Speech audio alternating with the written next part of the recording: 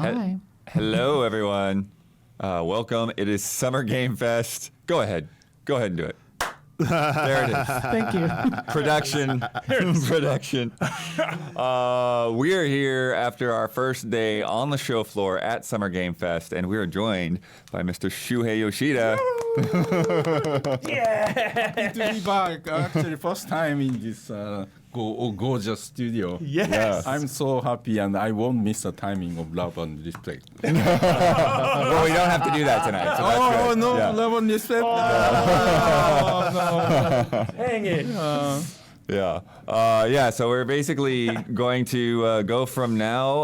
We're starting at 7:22 p.m. and we will go either until we get through all of the games that we played today, or until 10 p.m. Pacific, when we will call it, because we have to be back here at 9 o'clock tomorrow morning. Yeah. Xbox hype. Yeah. Shu, start us off. Tell us what you're doing at Summer Game Fest. Yeah, I was very, very honored to be hired by my friend at End Dreams team.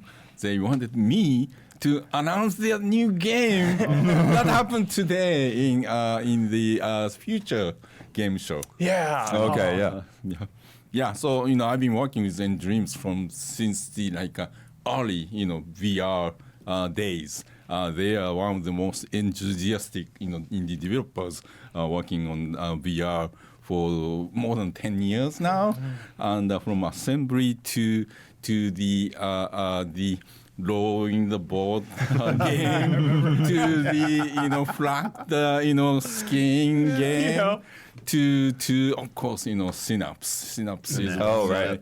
favorite VR game of the year. Using not the year, the ever. Yeah. Using the eye tracking of PSVR 2, you just look at the enemy and grab and throw up in the air and shoot. Amazing action in a VR game. But their new game Reach is doing even further something amazing things. So that's what I was happy to announce. Yeah. On behalf.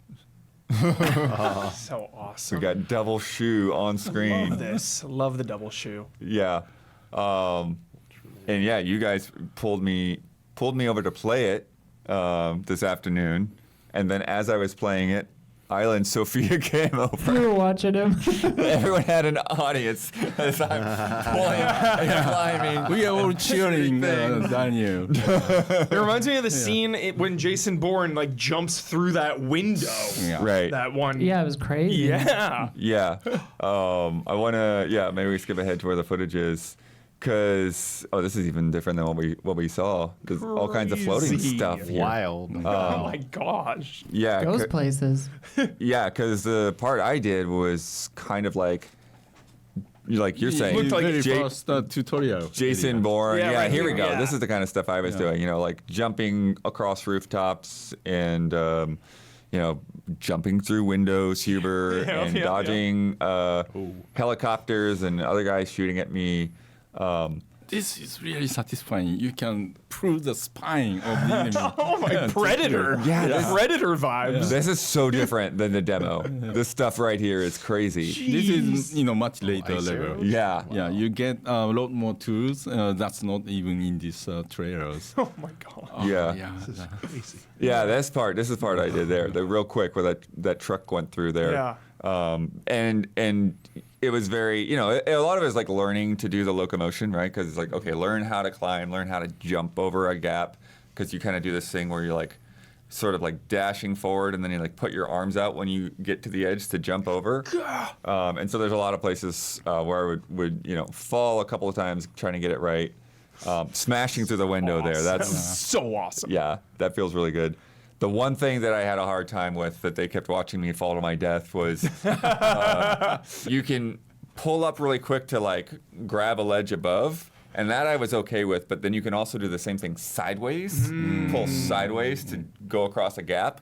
And I was doing it fine in the easy part. Yeah. And then the part where it mattered, I just kept falling. So they skipped me ahead.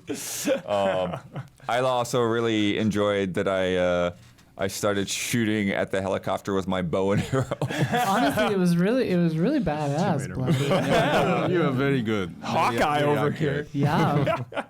Yeah, I got some bow and arrow skills down with Behemoth. I think some of the mechanics are similar, but then some of them were different enough to where it's like I've had to like unlearn and learn how they do it here, you know? Yeah. But yeah, it's looking pretty cool so Yeah, far. this game is very, very fast-paced, and you can navigate in the 3D environment like crazy, like a crazy pace, and there will be tools that allows you to do something amazing. Like this makes you feel like you are like you become Nathan Drake. That's so awesome. I will say I did play it in the seated mode. And I think for the environment that we in, that was the right call because Okay. because if I had been standing up, I would have been circling around and bashing the TV. I'm sure.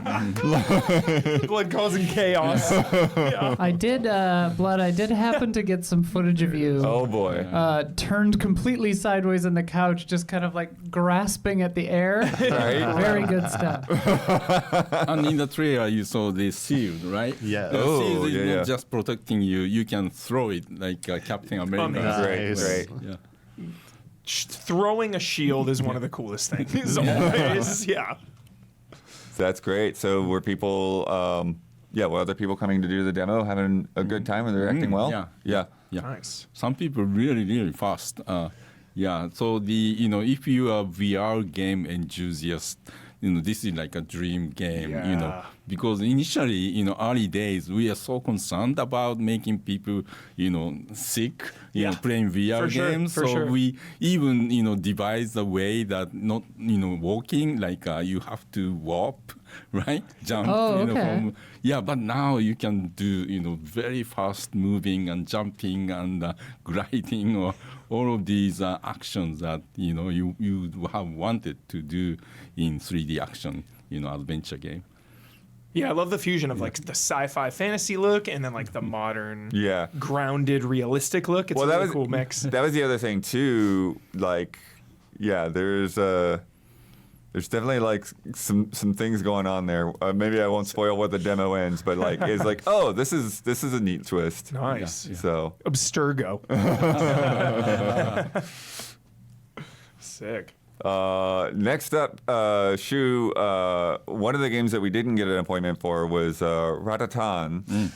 But since you have played it and it is there and you think it's probably the same demo, tell us what you think about how this has come along. Yeah, so this game was available in the Day of the Dev area, and I didn't get to play it there, but I had a chance to play the game in other occasions, and I'm sure it's the same demo. And the creator, used to work for me, so yeah, we are friends, and Nice. he was very happy that the Bandai Namco is doing the remake of the Patapon game, and he left, and of course, he's now independent. That he came up with this new character, Ratatan. But it's obvious, when you see the game and when you hear the music, the character artists are different, but kind of similar vibe. Yeah. So what you do is very similar. On the rhythm, you press the combinations buttons, and different combinations do different things. You move the army forward, you send the army to attack or protect. Kind of similar, but this game is much deeper in terms of being able to lots of options to upgrade. So, all the gear and stuff. It looked a lot more. It's kind of roguelike. So you lose, but you're able to upgrade the characters and some gain new abilities, and you try the same level again. So. I think this would be really great for more core gamer audience as well. Yeah. I loved Patapon so much. I was saying the other night when we saw this, I was just talking about how Patapon is one of those games where when you're playing it, you just can't help yourself just bopping around because the music is so good. And appropriately beautiful, right? Yeah. The art and animations and very gorgeous, high res and everything. Yeah, one of my most anticipated, honestly. I'm just so happy that it's coming back as in this format, a spiritual successor, if you will. Yeah. I had never had a PSP of my own. I'd only really played things for work at game trailers. So I kind of missed out on the initial Patapon games. But when they started releasing things for this, they released just like some of the tracks on YouTube, some of the new songs. And it's just so infectious. It's like, I'm just going to keep listening to this. Yeah. In your head. Totally.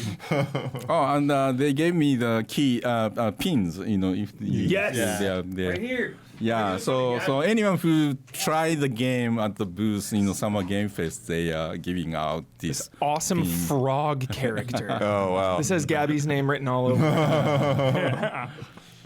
Excellent. Next up, I played. First thing I played today was Sword of the Sea. Oh. Yeah. I know Huber's looking forward to it. Vibes. Very lucky. Vibes. And this is from some of the same folks that did Journey, and then of course Abzu and the Pathless.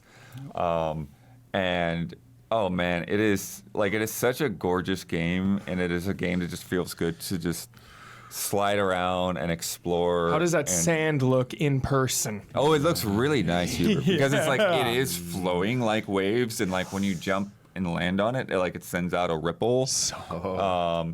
And then when the sun turns into ocean, it's like Crazy. Yeah, the transformation of the areas, when you open up like a pathway of water, is just the contrast of it is very, very striking. I kept saying, "Whoa!" Yes. I love that. And then one of the things that was interesting is kind of the way it opens. Your character is like a stone statue, kind of like in China, like how they have all of those like Terracottas. the statue, Yeah. the army of, and just like one water droplet falls on that statue and brings you to life. That's so cool. And it does. That's really cool. With the kelp, it kind of operates like a ladder, so you can like hold the button and it's like go up to higher levels. And so that's kind of like one of the shortcut mechanics. So it's like you get to something on higher ground, and then like water trickles down, and then the kelp goes up, and so that you can get back up to that level more easily. Cool. How was the music, Bloodworth? Music is great. This is Austin Winery again, of course. Yeah. But because this game, I think, Journey had room to explore, right? And Abzu has some room to explore, but they also were very, you move forward into another area. This, I think, is much wider.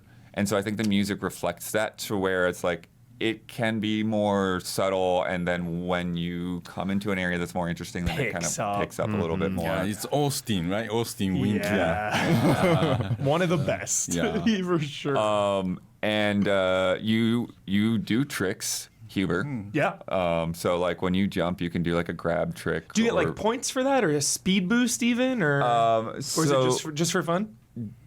I don't think you generally get a speed boost, but I did come across one area where in order to complete the room, you had to get 10,000 points. Oh. Yeah. Little mini objective. challenges. Very Oh, Tony yeah. Hawk kind of thing. Same. Like the whole room was like a giant half pipe kind of, but like a bowl. I thought you would have Yeah. had to just do like one trick like in a room to solve a puzzle, but actually like a score-based thing. That's kind of interesting. Yeah. That's cool. And there are buildings too where like the inside of the building will be a big half pipe, and so like you'll go back and forth, and then that's the other thing. The trick kind of also works as like a double jump. So that's maybe what you're thinking. So you go up in the air and then you trick to get a little bit higher. Sweet. But Huber, when you're going around the world, you collect these little triangle-shaped coins, essentially is what I would call them. And you find these shopkeepers. Economy. I was like, here it comes. There it is. And so these guys that have like this big baskets on their back, and they're just kind of hunched over. But then when you bring coins, the basket fills up, and when you have enough to fill up the basket, then they will teach you a new type of trick. Yeah. Awesome. So like I think the first one was like a grab tricks, and then the second one were spin tricks. So if you like hold the shoulder button and then like tap one of the face buttons, then you'll spin. Sick. These jellyfishes that you kind of use as like bounce pads. There are also like smaller rows of jellyfish where you like go up a ramp and then they bounce you up in the air. And then the chains were interesting because the chains, you don't just grind on them like you might expect. Because like when I first got to them, I like landed and I just kind of like fell off, and I'm like, oh, they're not on mech. Okay. But what happens is once you activate certain areas, the chains start moving. Oh, okay. When the chains moving, that's when you can grind across them Nice. and use them. Oh, you can even Reminds get me on it. of Got God it. of War running on the chains. Reminds me of Titus sure. That too. on the that chains. Too. Yeah. But a couple of things that I really like here, I think it has a very good balance of stickiness. Okay. So you don't feel like you're on rails or something, right? Like when you're going on a chain or a platform. But you also don't feel like you're constantly going to be missing jumps. Got it it. just like, okay, it feels natural to Yeah. do the platforming because there's a lot of places where you're on high ground. Like and, not as aggressive as like grinding in Tony Hawk, how you're like Right. like that. Right. Just kind of in the middle. It's kind of in the middle. It's like Cool. you'll probably land it. You'll probably get a little bit of a nudge, but like.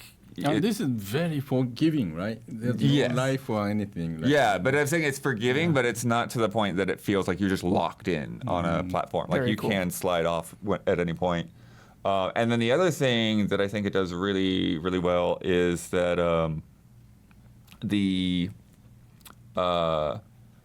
the way that it kind of like leads your eye to like the little secrets and collectibles and things like that, towards like you can go off to places in the distance, or you can find like there's a thing here, like there's these groups of lanterns, and like because you have like this kind of like activate button, there's like a pulse that goes out from you. Okay. And if you like pulse around a group of lanterns, then sometimes like the ground will shift the beneath you. environment keeps changing. Yeah. So cool. Yeah, so you'll see like a little bit of a cave, and then you go into it and you activate something, and then it like opens up wide. Yeah, I like that the environment keeps changing because in Journey, you would do things and it would change, but you would kind of go into new areas. But in this, with like you're saying, just the open environment. up. Yeah, that's so awesome. Yeah. But it's nice because you can be messing around with it in an area and not really be sure, like, am I on the main path, or am I finding a secret, or what am I doing? But it's just an interesting place to be and to explore. So, and it's also really cool, again, like when you bring out that water and like you see like a killer whale or something pop up.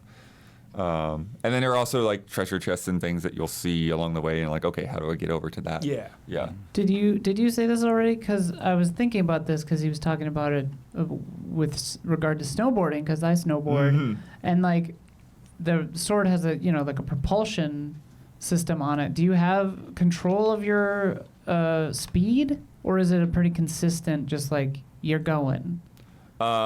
It's pretty consistent. Like you have a jump and a charge jump, but I don't think there's a whole lot in terms of the speed at the beginning, at Okay. least. Well, because the reason I ask is you're going uphill a lot, and it Yeah. doesn't slow you down. Yeah, It's it kind of doesn't. interesting It for doesn't. a snowboarding type game. Yeah, it's always fast. Ah, cool. I love that. Awesome. I'm excited for that. Yeah. The wall riding is pretty nice too, and It looks good, And yeah. that's another place where like, it's pretty nice. Like it sticks you in, but it doesn't feel like I didn't like the wall running in South of Midnight, right? Like that felt like too stuck on there. Whereas with this, it feels like there's a nice leeway to like go up and down Sure. where you want to be. So yeah, it's super Can't wait. super nice. Can't wait. One of my most anticipated, Shu. Cannot wait for that game. Oh, there's the one building too. It was like pretty impressive. Just like it looked like kind of a small building, but I kept seeing like little nooks and crannies of like, okay, how do I get to that level and to that floor or that little side path or whatever. Nice. So yeah. Underrated game development skill is like catching your eye. Like, oh, go over there. Yeah. And then a bunch of us played Mixtape. Jealous. So good. So good. Especially the kind of age we are, like remembering all this music, Yes. Yeah, start with Devo songs. Love that. Love that. And these young guys are so doing dangerous things, and their parents would go crazy. kind of thing. Did you freak your parents out when you were that age, Shu? Did you get into trouble? Did you skateboard and stuff? Well, no, I lived in countryside, so we are very happy, peaceful like a neighborhood. Yeah. we didn't have anything cool like that. No chaos. yeah, right. Yeah, like all these things. And always the music, running. Yeah. The baseball. I love the baseball. The only thing, and toilet paper. I used to toilet paper my friend's house all the time. We used to have toilet paper wars. Yeah. My mom drove us to my friend's house and was our getaway driver. And we had 50 toilet paper rolls. So yeah, that scene really stands out to me. What I loved about this is it starts with the main girl Stacy, she's narrating to camera like Ferris Bueller. Yeah. And she's talking about. She gives you the specs for hi-fi CD CDs. Walkman sound, and it sets the perfect tone out the gate, and because from the trailers and stuff, I was worried this would be a little twee or not hit, and sometimes adults rating teens doesn't always land. This one is from I kind of snuck in between. What turned out to be someone else and Blood's appointments. They're like, someone's coming at 3, we'll have to kick you off. And it was Blood. And I was like, oh, okay. But this tone was amazing. I really loved it. And the writing hit and it felt natural.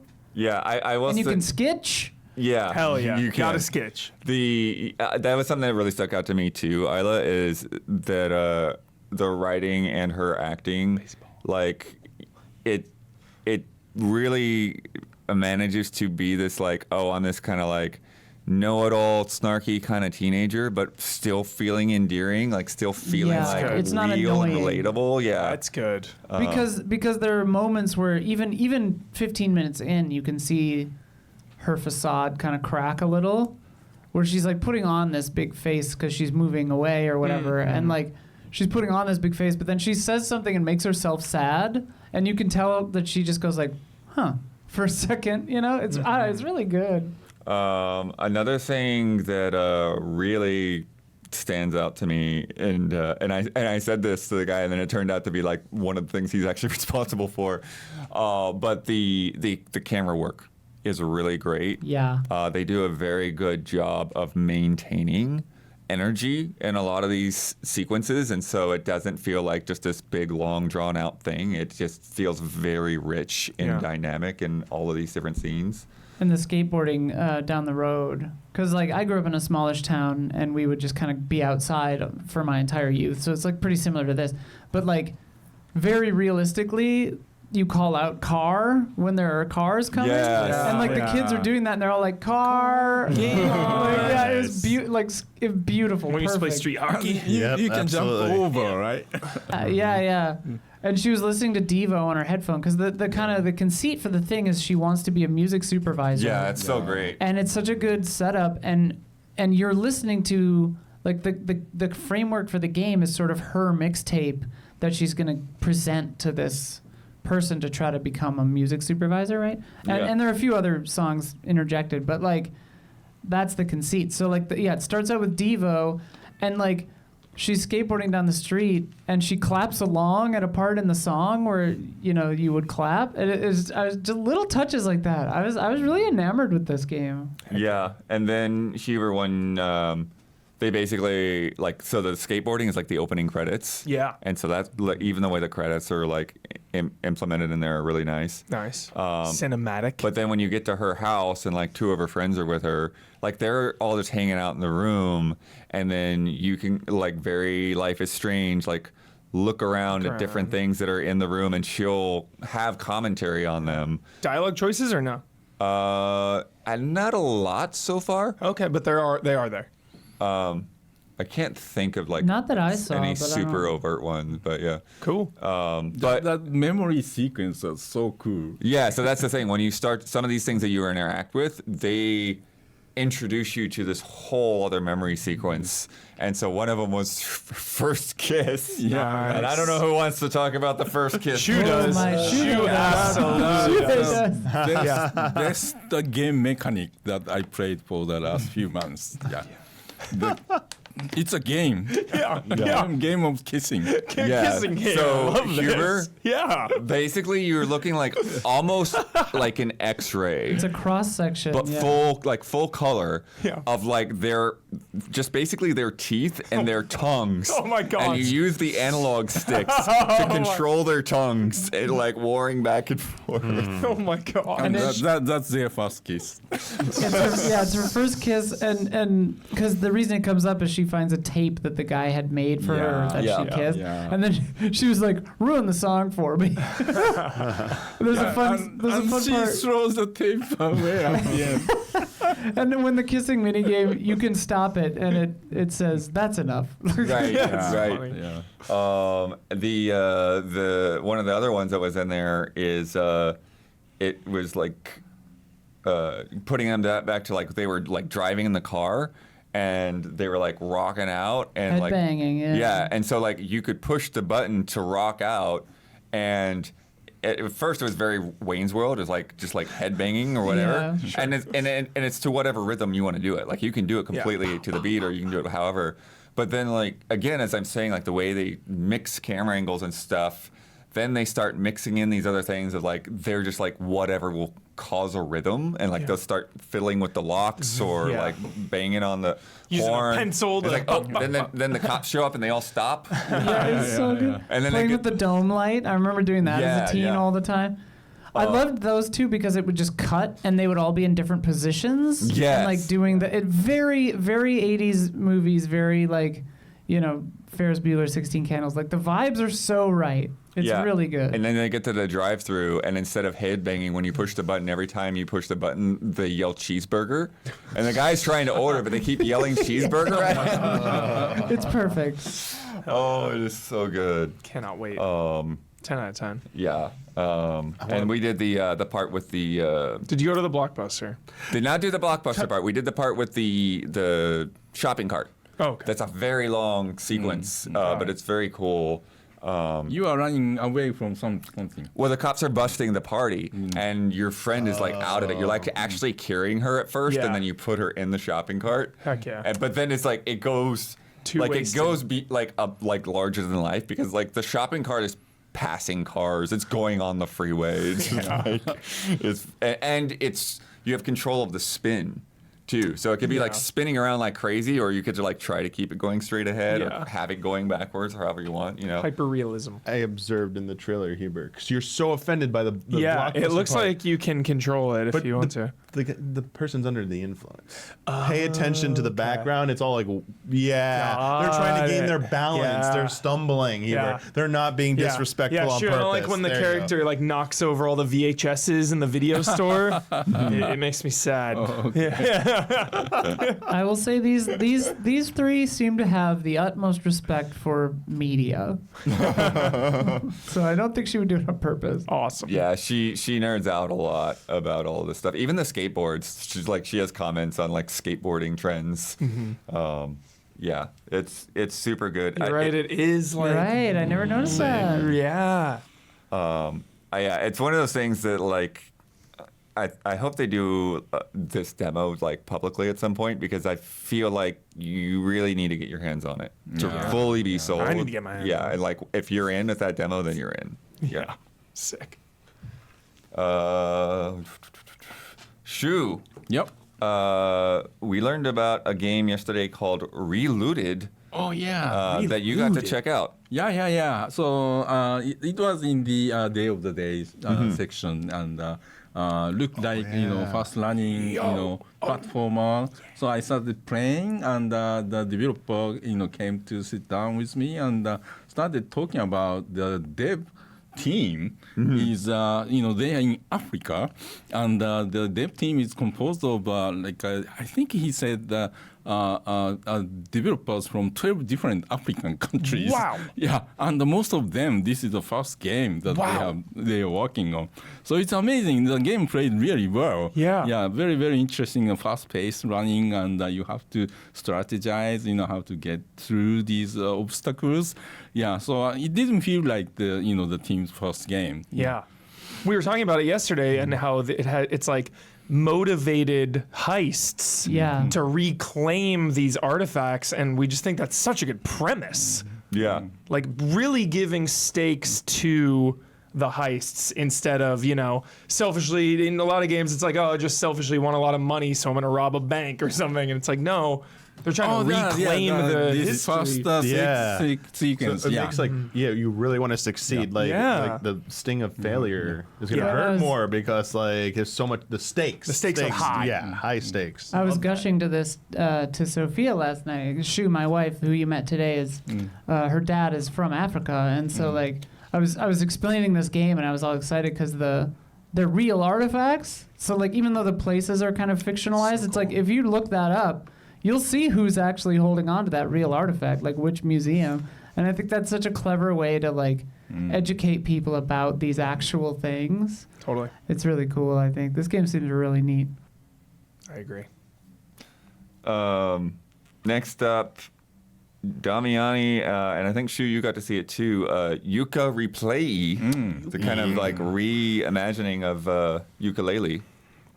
Yes. Wait, what? So it's a visually updated version of ukulele. What? You know that came out. Yeah. I didn't know about this. A spiritual successor. Cool. Right, used a spiritual successor to Banjo-Kazooie. Yeah. In the 90s era of platformer that Rare was known for. Yeah. So, big open environments with lots of objectives. You do not leave the levels. And you collect golden pages instead of, golden jigsaw pieces. Yeah. And there's a lot of interactivity with the environment. The level they had there was the first world, and you could play around with it in it for 15 minutes. And I was mostly familiar with that level, so I was getting through a lot of things in it. I will say, in full transparency, the build that they have there was having some performance issues. It was, it was not running very well. Just the build, you mean, and I think it could have just honestly been the build. And the original game did not have these problems. So I think it's just something that'll probably be ironed out by the time it's ready for release. But there was also some camera decisions that they changed a little bit about the camera work. So that's actually quite intriguing. There was a clip that just played of the boss I got to fight, the great Rompo, this giant brick face thing that just shoots out logs at you and breathes fire, and you gotta break its teeth in phases. That's how you beat it. The fire effect they were using there looked really nice. In the build I was playing, it just looked like a giant cylinder almost. So kind of interesting to see the progression here. Clearly this trailer was probably shot after whatever build we were playing, I would guess. So Right. What I'm saying is this trailer looks better. So they've already, I'm trying to say there's evidence that they probably already ironed out these issues. Yeah. But it's largely a visual update. It's been a while since I played the original, so I don't remember all quality of life updates they've thrown in there, what they would be. But it was a little bit more fun because I knew how to play it out of the gate. It's, if you like 3D platformers and you like exploration and you like a lot of challenges thrown at you, any place you turn, there's a thing where you got to go through certain rings within a time limit. You got to go in a race and get to the goal first, or fight a boss, or they had the retro arcade thing in the first level. So I don't know if you ever played it. They had this retro arcade cabinet they could go up to, and this pixelated dinosaur or voxel dinosaur. Well, and Shovel Knight's in it. And in first stage, you will see Shovel Knight. And he wants you to go to the top. Yeah, he wants you to help him out. I don't remember the mini game. I thought it was a different mini game. So they might have put new mini games in here for the retro arcade cabinet, which is kind of cool. But if you like Banjo-Kazooie, I think you will probably enjoy this. In all fairness, I wasn't the biggest fan of Yooka-Laylee when it first came out. I remember you were obsessed with the other one. Yes, the 100 live one, or the dungeon you got to keep going back to. The title of it, and it had the overworld. They did such a clever thing with the overworld. I remember you loved that one. One thing to keep in mind about this game, it has a lot of different worlds. One of the biggest gimmicks they do about it is that when you get enough of these golden pages, you can come back to the world and evolve them by it's a single page at first, and then you make it a 2-page level, and the level expands and it has way more activities and objectives, and you can be in one of these levels for easily an hour or two Yeah. just trying to see and do everything. Yeah. And you don't always have all the powers to do everything right away. So you might want to leave, go do a different level, and come back. And if you like Banjo-Kazooie, you're a Banjo-Tooie, Hop you're in. probably going to like this. And, with everything the way it looks better. I'm sure I forget what they have, but they definitely have some quality of life updates. If you missed it the first time around, this is your Redemption. chance to check it out. Love that. Impossible Lair. Yooka-Laylee and the Impossible Lair, Lair there is it the name is, of there it. it is. You'd love Yeah, that that one. was, and their follow-up. Go play that follow-up. It's really, really good too. Yeah, I didn't play the original, so for okay. me, I played this. It was really fresh. There's so much activity in the small area. Yeah. Every corner, like you're saying, I turn. There's a challenge, starts, and these challenges, everything, every challenge is different. Yeah. I like that. And they play just the simple things like collectibles. There's so many things fun. to collect that just lead you down different paths. Spyro and Characters to Crash interact with that have their own stories. It does like the rare voice thing, they're like fake voices, like not quite Animal Crossing, but in that vein. I guess there's new outfits about the trailer. But yeah, it's pretty enjoyable. I didn't even know this was coming. That's awesome. Yeah, I think that's the thing. With all the games coming out, you might have forgotten about this. And I forget when they announced it, but Yeah, it's been out there for a while. Yeah. Cool. But it's pretty nice for them to kind We of all get a redo, because I feel like there were, like Damiani was saying, like there were a lot of complaints and stuff. Just some of the controls weren't as tight as they could be, and a lot of that. So them really getting to get another shot at it with another generation and just like, Totally. really clean it up is nice. second chance. We all have those games that we buy and then we play for a minute and like forget, or we run out of time, and it's like that was that for me. Yooka-Laylee. Hyped. Isla and I think Shu Yeah. as well. ChromaGun 2 Yeah. Die Yeah. Hard. That was hard. This was hard. I had, developer, standing with me, and almost every room I had to. Can you tell me how to do that? that's okay. Yeah, you really have to think. That's like me, Shu. Yeah. I always let Isla solve the puzzles. Yeah, this was definitely my my kind of vibe. Yeah. We'll talk about it in a minute because it was also very fun, but through like a series of miscommunications, I wound up playing Bandit, whatever, for a little bit too, and so I only got like 10 minutes of my appointment with this. But I think there's a demo, or they're gonna send me a demo, so I'm gonna play more of it. But I was really into this. It's kind of like think Portal or Talos Principle, but more with colors. So you get a color gun, and I didn't have time to ask, but I was curious about if they had any accessibility stuff for like color blindness, because like it all hinges on color. Mm-hmm. But so it's the stuff that I did in the demo. There are these little spheres that would kind of be attracted to a color that matches them.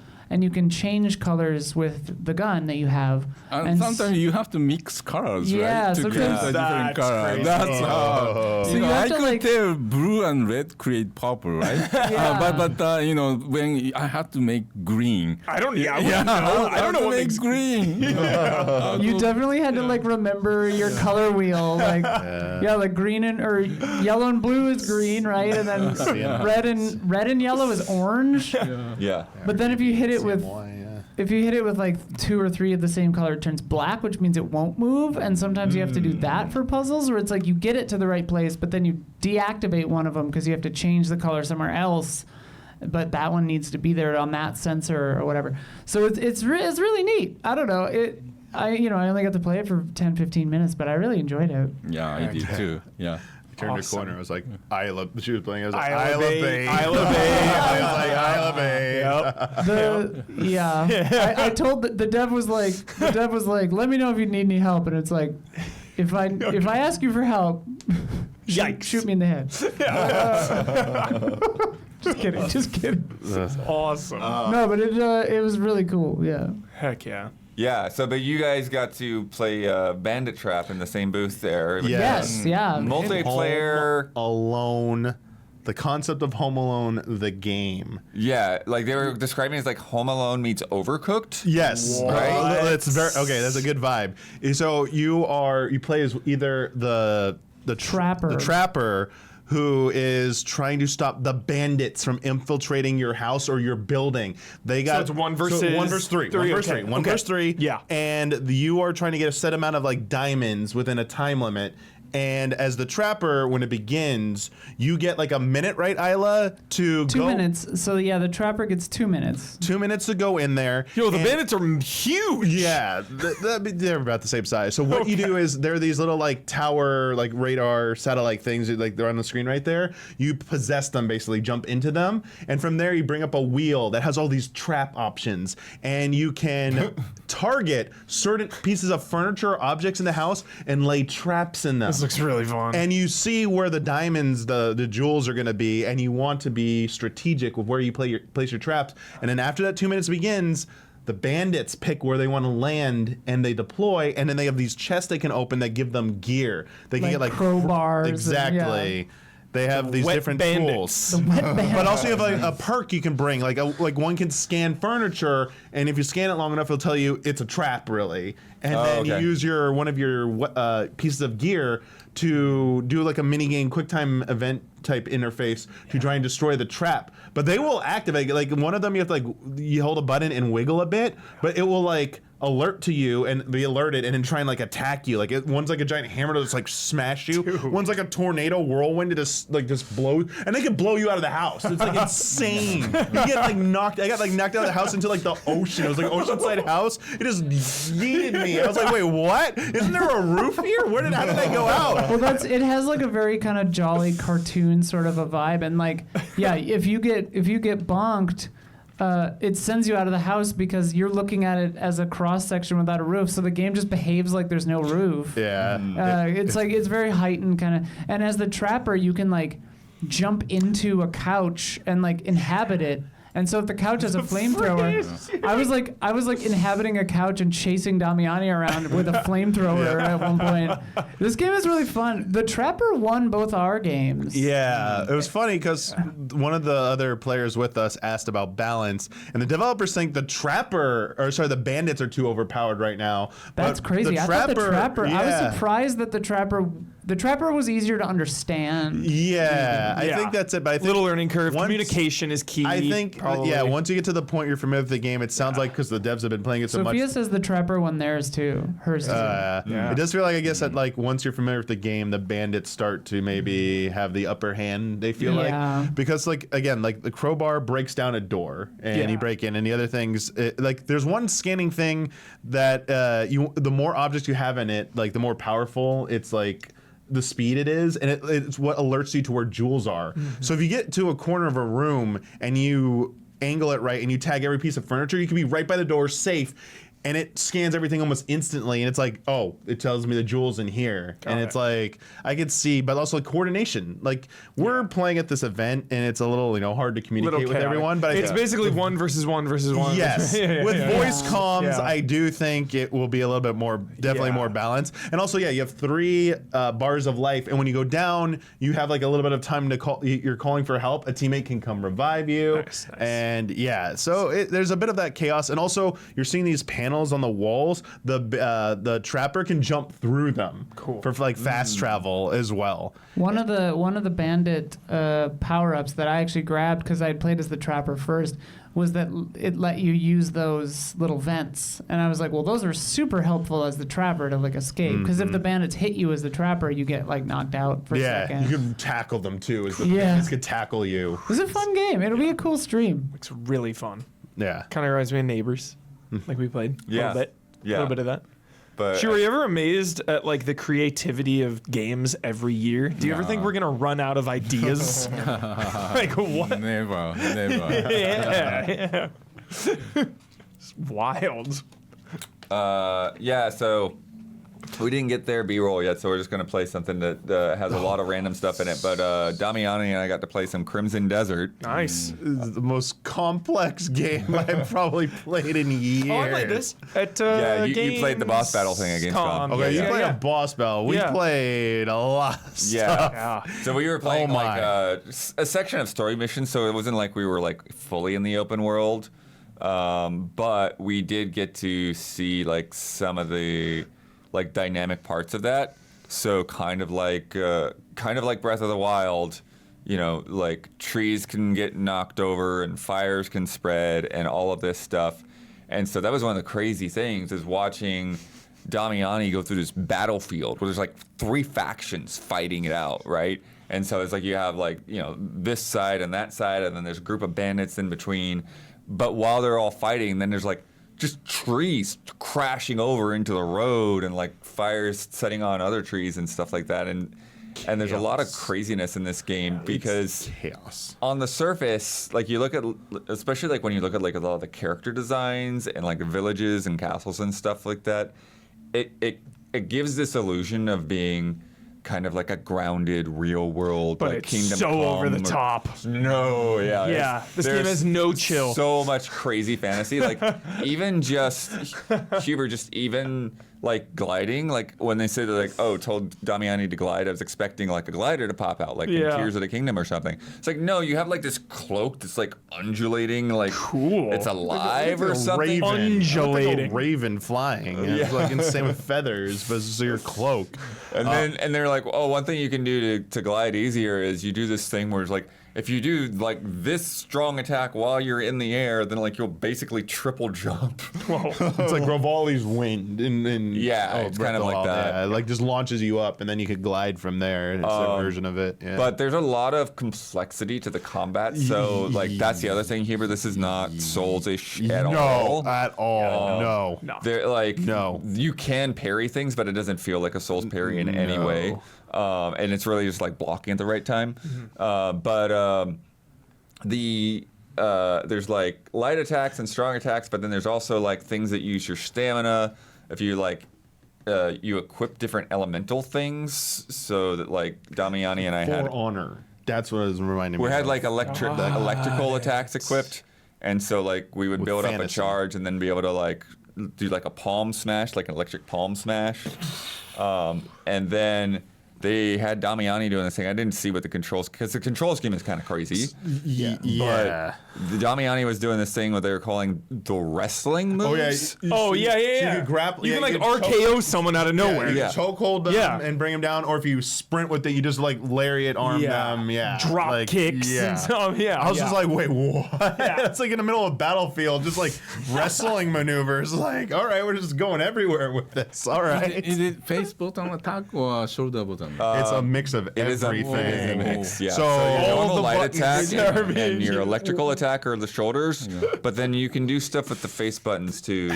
Yeah, how it so to explain what I mean by like complex, not just like individual buttons do everything.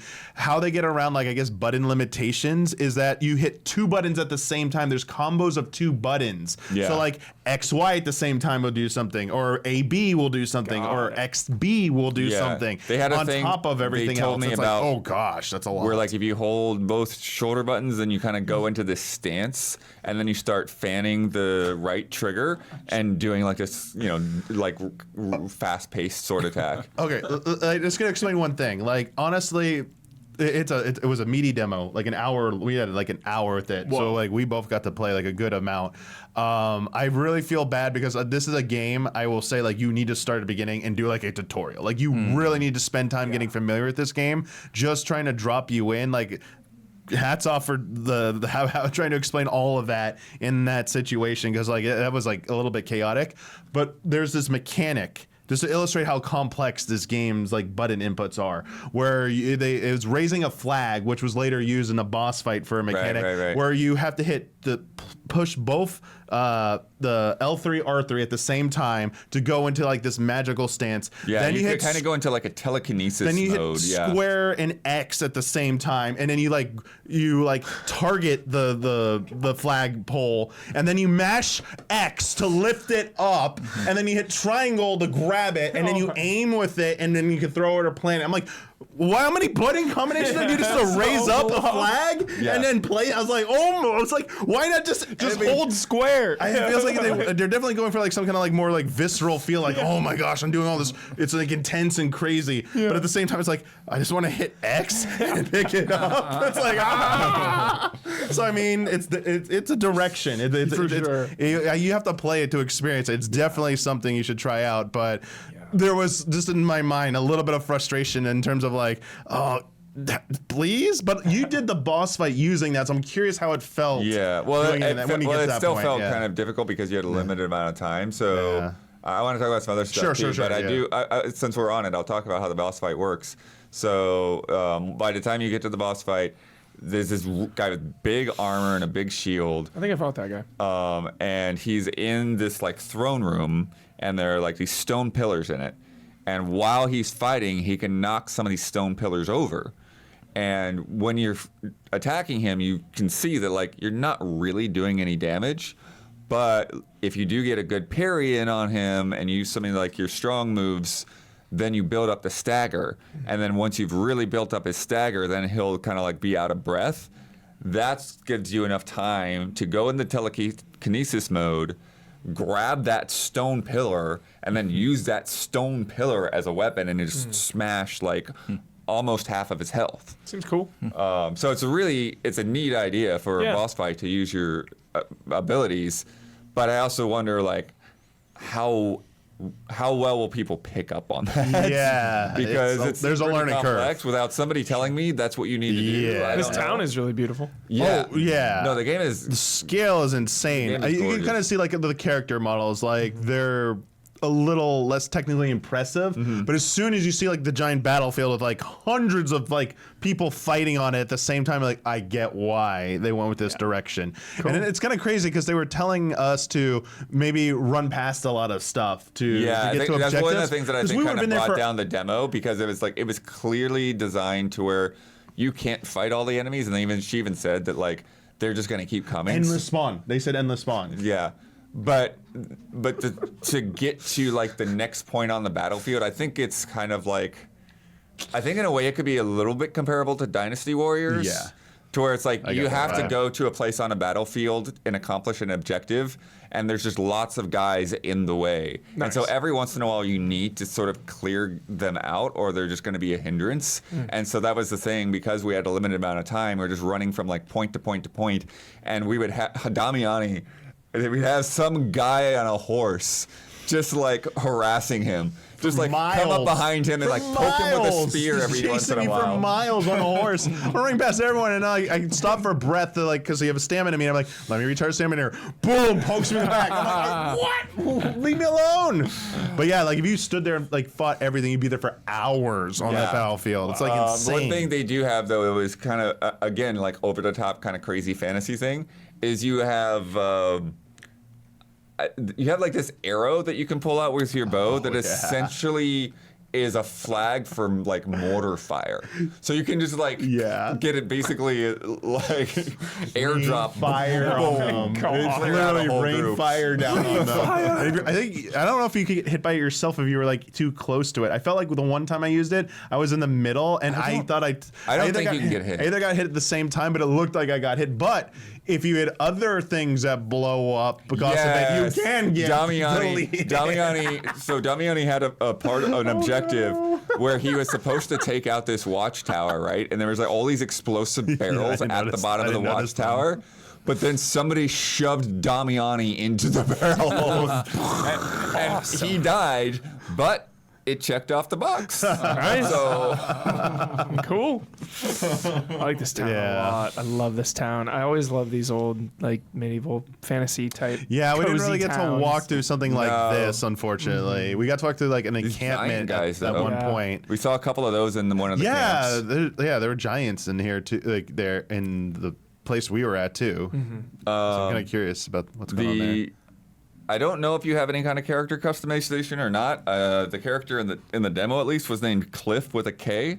Cliff. Black Desert's like famous for its character creator. I Yeah. feel like they have to have one. Yeah, I wouldn't. This one I looks wouldn't be different surprised. than us. Yeah. The character we couldn't even see their face. They had like a cool big helmet on. cloak and helmet. It was sick. The Dark Souls, you spend an hour in character creator and never see your character again. Yeah. Right.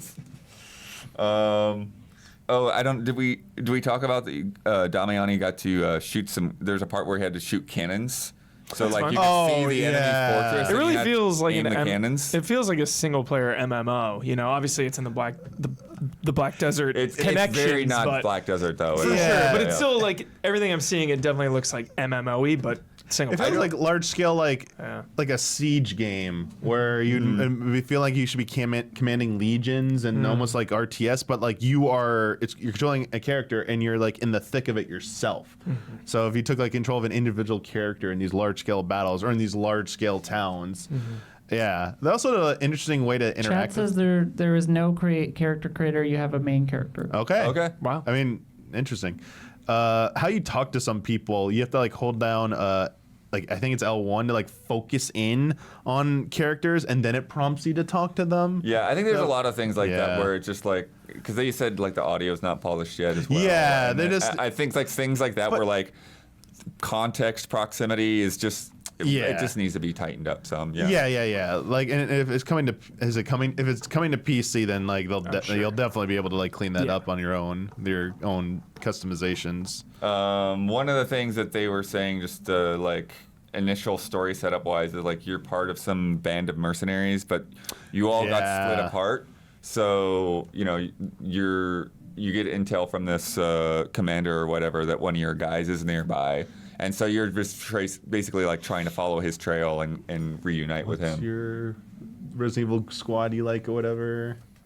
Resident Evil, Metal Gear, Cobra Unit. No, the one you rescue or we'll talk about later. But there's one in one like the military unit or something. Oh, They the always- Wolfhound Squad. Yeah. Yeah. But it's like that, yeah. You lost your Yeah. squad and you're trying to like rescue them. Yeah. So Cool. Looks really pretty. it's definitely Really pretty game. it's definitely a little bit on the messy side, at least right now, but it's insanely ambitious, and like even Yeah. the stuff that we saw, Yeah.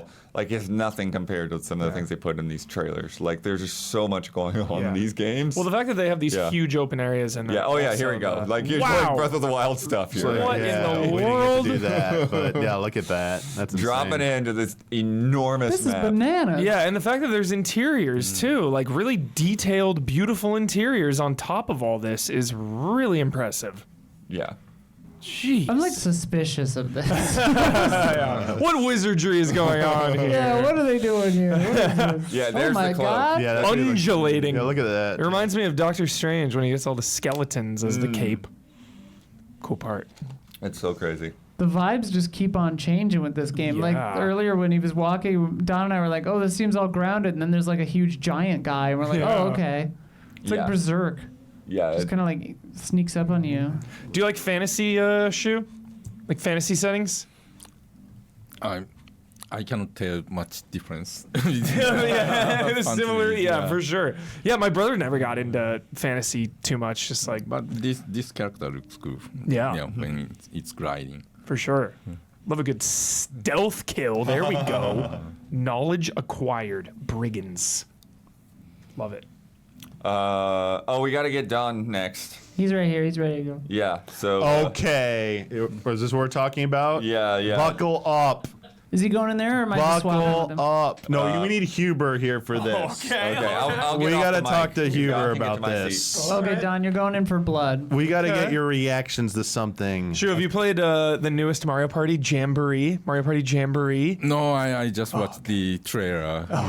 Putting your face. In the game. Yeah. If you thought Blockbuster tape knocking over was insulting, get ready.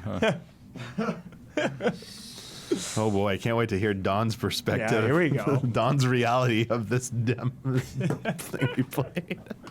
thing. Did you just call it a thing? No? Oh, Don. This masterwork. Well, the experience I'm calling Hey, a look. thing is. No, here we go. Here we go. This game far exceeding expectations. Where do we begin? Where do we begin? I don't know. Damiani, look. Can we just be clear that it was Don and I and two other Yes. journalists were there covering this game because it was a four-player session. Great. And they told us at the beginning that you're going to play a 6-round game, and the winner gets an actual physical trophy. Do you have that trophy, Don? Spoilers. Spoilers. No. I don't have anything. Okay, you don't have. Because Don was kind of like a little annoyed at some parts, and then by the end, maybe he wasn't so annoyed anymore. I wasn't annoyed. I was loving this game. Look at that. Trials. They had a right trials there. mini game, and I'm like, Don, what is this Don That's OP. Pander? So here's right out of the Okay, here we gate. go, here we go. We Oh, that looks begin. fun. Obviously, right, it's Mario Party, okay? So These mini games look fantastic. Thank you, Huber. They Yeah. are. They look legit. Everything about this game is legit. I And- had, tempered expectations because I was Yeah. like, this is a Mario Party clone. Yeah. I don't know if there's going to be The anything special difference about it. is, first big difference, Huber. Big Let's get your difference. thoughts on this real quick. Instead of rolling a dice to determine the order, Oh, I didn't think that's what you're going to say. you start here. You play a mini game. And the placement determines who goes first, second, Love third, that. fourth. It was Even sick. better. But wait, Every turn. round, Every round. the mini game determines the order For the round. following round. For the round. That seems like a lot. It works. It's quick. Okay. It's quick. So you get your currency. You get studs instead of coins. Got They it. can spend in shops or to Got it. buy the bricks. 50 for a brick. Yeah. But that's something way different that they shake it up. Is that the turn order can change every round potentially. So the stakes for the mini That games is aren't dramatic. just the currency. Yeah. So like Dramatic. for example, like I'm the nearest one to a Yeah. golden brick, but like. Someone's a few steps back. Yeah, that's good. But That's good. if we don't keep the same order, I don't get it first anymore. So really like good. the mind games, Huber. That's super good. There was something bigger, though, in terms of changes. Oh. Differences between Mario Party. Something that threw me off by a lot bigger than that right out of the gate. And that Oh, was out of the gate. the first question I had. Oh, no, Kraken? here we go. First question I get had. ready. Wait, Here. I had that question too. I No. said, "What's the name of that game?" He So two asked, things. he asked the developer to pronounce Kraken. He He's like, mistakenly he said looked at him Kraken. like, Kraken? He mistakenly said Kraken. So The creative I director. I gave the game a little mark for that. But before that, the only other thing. Here we go. First, He asked about so the this game first. started. I forgot Here we about go. this. So yeah, we started off on the wrong foot with this game. You're right, Damiani. You are right. I was not happy because the first question I have Here we right go, at the here we beginning, go. where which is the sticker button? Where's my sticker button?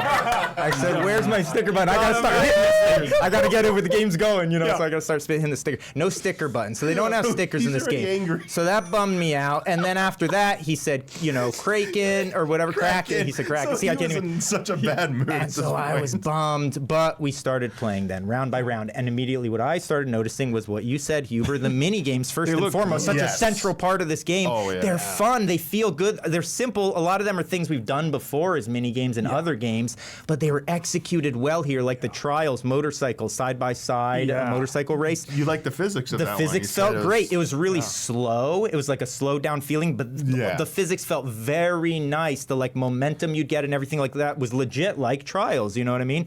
That was a simple little fun game. What was the other one? So that- we did like there was like an off-road. one, which is also in like Mario Party like as the arcade well.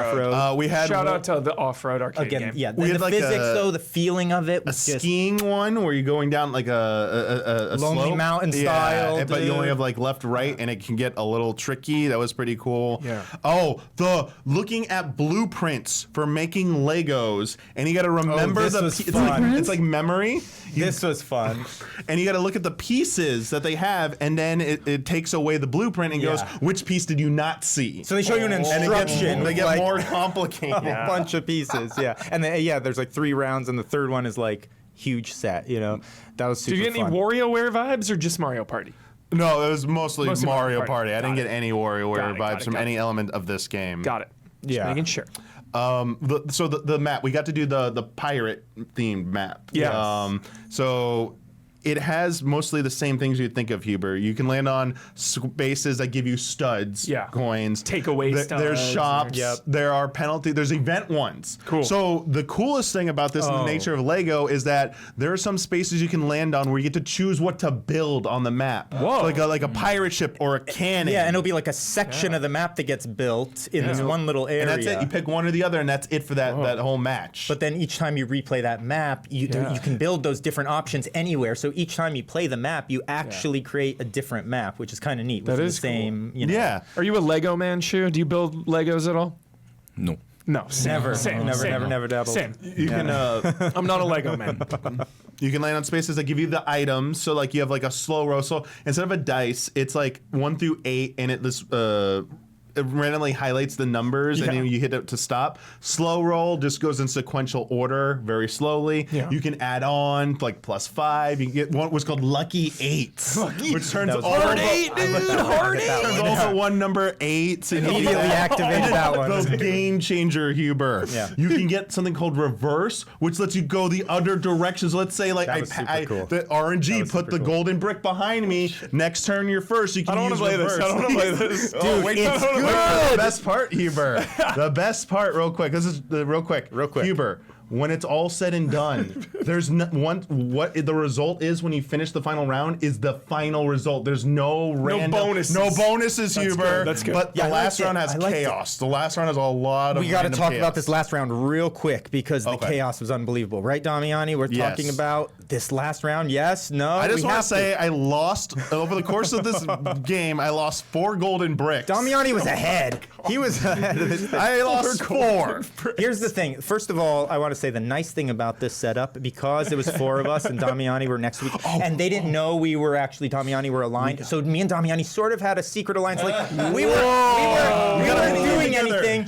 We weren't doing anything shady. No, there was no wasn't. shady. There was no There was no shady. shadiness, except then there was a team game. Yeah. Later on, Some there was a squares team do game, it. and we automatically got put together. Damiani and I. Great. You should have It's seen like an air Damiani started hockey. sweating bullets when he got teamed with me. He's like, "Oh crap!" Obviously We were down. Understandably, We went down, right? We were down air hockey. We were down 0-2, about to be eliminated. We First came of back 3. and won, dude. Damiani bonding, right? Damiani so epic. believed then. So the last And round, we both got though, a gold brick for it. we Dude. both had gold brick. Yeah, So they each could have that player one. gets paid. Yeah, Great. So the last round, we're going in. Damiani and I are tied. Right? Was it we tied at that point? We were 2 gold bricks. Yes, 2 gold we were bricks. pretty much neck and neck. The other guys still had a chance to get back in it, but they didn't have any. Damiani had some insane round where all these activities took place where he lost 1 brick, but then gained 2 bricks within 1 turn. Oh my it God. was insane. So he's up now, and what happened, Damiani? Okay, so back don't up 1 remember, second. actually. I actually forgot. There's the event things, like shoot a cannon. Yeah. They target the first place person. And if you have a gold brick, they Some knock. blue shell shenanigans. Yeah, it knocks it out. So one of the other people we were with used one of those. There's a volcano on the stage that's always active. When you get to it, shoots out Rotisserie a giant chicken. rotisserie chicken Yeah. and landed on me. It looked yummy. No, so when it knocks your golden brick away, it knocks it onto a random spot so someone else Oh, can no. collect it. Oh, no. So, but I was also nearest to a gold brick than anyone else. So that was the last turn. I went 3rd.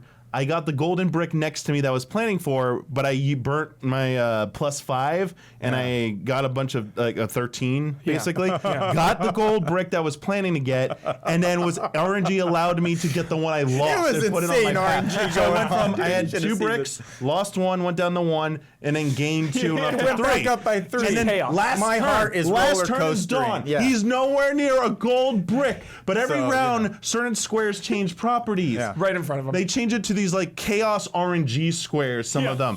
Dawn just gets the right amount to go onto these squares that launch you into the air. Yeah. And it just moves an arrow really fast, and wherever you hit your X button, it will randomly land on one, but you can be skilled, and if you time it There right. it was. Yeah. He Precision. lands on Precision, one, I hit it. and it has the right amount left, and he lands on a chaos square, basically. Precision. And it's like, the options are all great stuff, and one of them is get a +1 brick. Now this is how this works. So out he's- of like it's- 8 it's- options. Yeah. And they're going fast, right? It's going ding, ding, ding, ding, ding, ding, ding, ding. Like you got to Slot hit that machine, thing, yeah. like wipe out I'm in the up 3-2, arcade. by the way, but he Yeah. has more studs. So I go like this.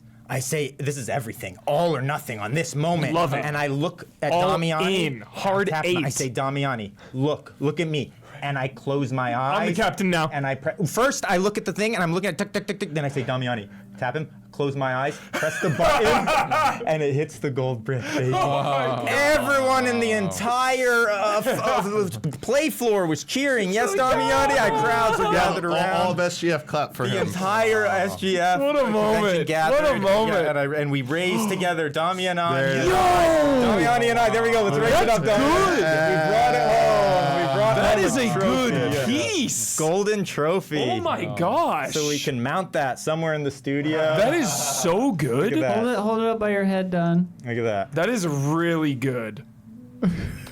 But Dawn, one last final thing. Yes. What did one of the little sentences say on the loading screen that got your hopes up at the end?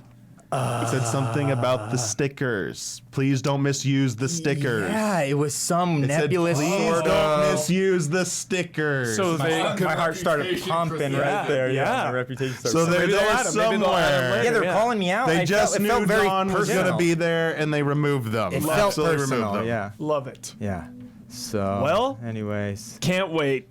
I'm also really nervous because when I play Mario Party Shoe, I get really irritated and agitated. I want to win. I'm not a competitive person, but there's something about Mario Party where anytime I'm playing, I'm cutthroat and I want to win. Yeah. Yeah. Do This you have any one- games like that, Shoe? Where you play multiplayer and you really want to win? Maybe try Fall not Guys? to- Fall Guys? Fall Guys. Yes. Yes. I have to win.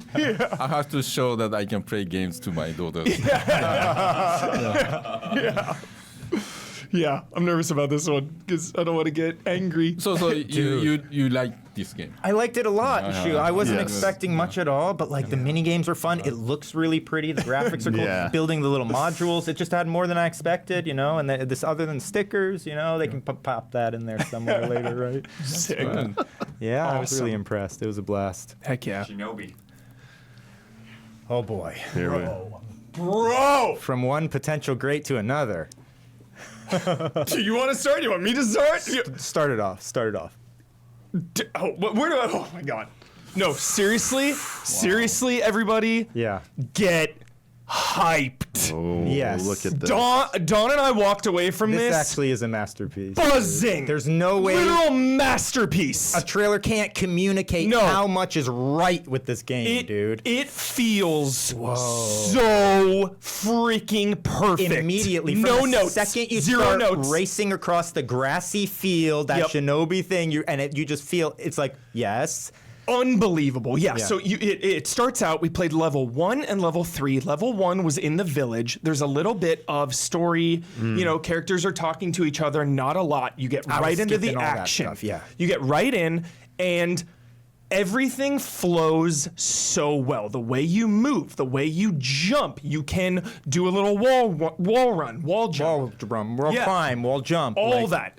And I love my takeaway was that the combat is really deep, Yes. but it never even approaches being overwhelming at all. Yeah. So you have to, some enemies, if you build their guard meter all the way up, then you can do an execution move and you'll like zip over to them and it'll be like, and you'll get bonus rewards. Yeah. If you have multiple enemies that their guard is broken, you can chain it. So you can do like a finisher on like 3 or 4. The more enemies there are, the more bonuses you get. Yeah. There's an economy, there's a shop, there's collectibles, there's Metroidvania elements Yeah, where on heavy. some levels you can't access things because you don't have proper. Dude, I am freaking out about how good When's this this coming game out? is. I think A couple months. August, I think, or yeah, like a something. couple months later this Good. summer. It is unbelievable. It just Alright, feels we're so in. good. We're in. Instantly, the We're combos, in. the flow from like one combat moment to the next is just so instantly seamless. You just like feeling the groove. Yes. Light and heavy attack, and Yeah, you can just there's- chain together stuff like easily. Yep, there's a light and a heavy.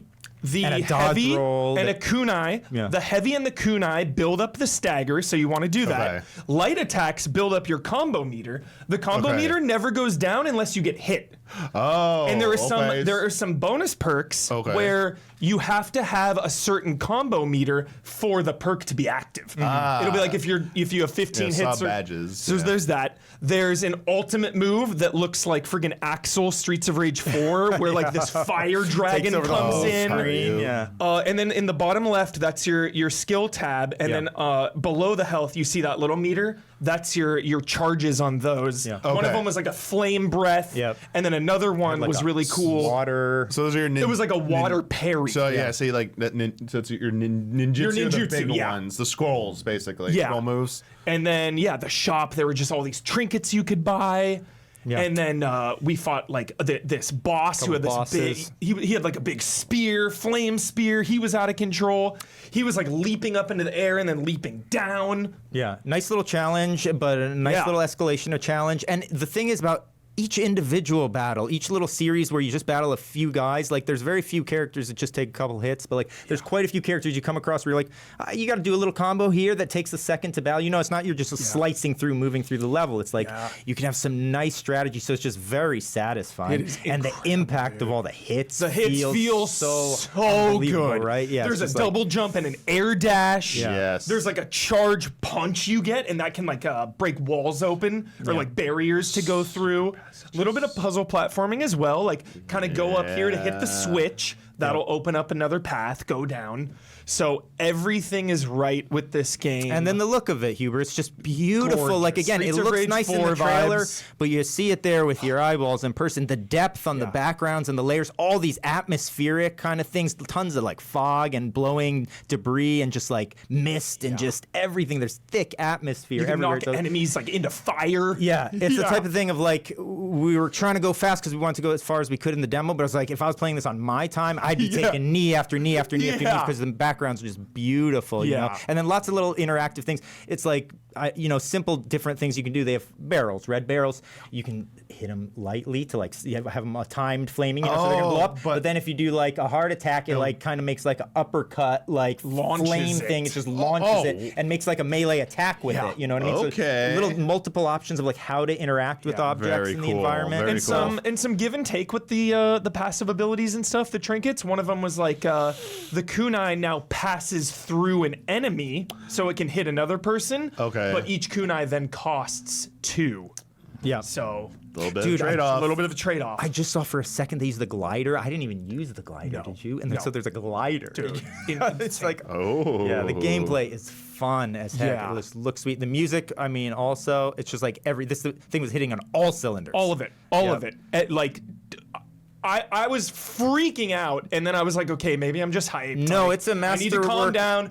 Don stands up, and I see him stand up with this grin on his face, and I'm like, dude, was that a 10? And he goes, masterpiece. Yeah. Like, wow. It's instantly like, Streets of Rage 4 kind of level where you Streets just of can Rage 4, tell. you jump in, and you're You like, can tell oh my right God. away, like this is right. Yep. It's like that, but Yeah. even maybe more immediately because Yeah. just there's so much you can do right off the bat. Yeah.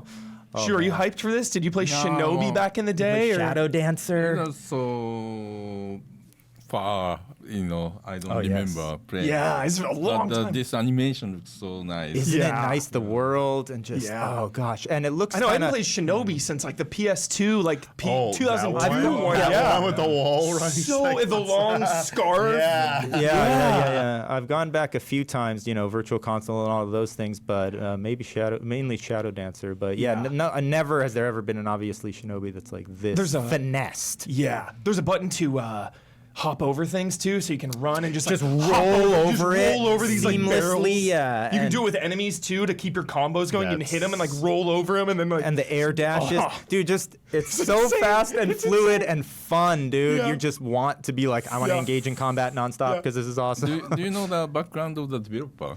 Streets of Rage 4. Oh, okay, they worked okay. on that, and then before that was Monster Boy, the remake or the remake sequel they did. But yeah, Streets of Rage 4, and then now this Lizard Cube. Yeah, good. Oh Yeah. my god. Good. Beyond Incredible. belief, yeah. Absolutely incredible. Yeah, this is a- Cannot wait. It was one of those ones where it ends like when you're at a event or a demo and it ends. I'm like, so can I just take this with No, me, seriously. please? Yeah. Like, please.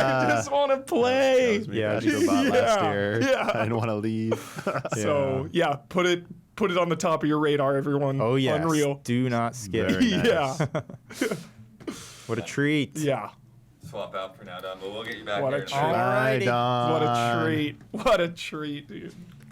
Golden brick. Nice Yeah, stuff. Shu, one that I know that you were interested in that Damiani got to play is I'm Souls-like fan. So yeah, Wuchang. Nice. Very curious. I Wuchang. didn't get to play. Yeah, so they gave us about an hour with Wow. the game, and a nice they were chunk. like, you could do what you want. It's pretty much the start of the game was the demo they had there, and you could play up to the first major boss, or if you felt like you played a little bit enough, you could they would load a save for you that would take you to that boss.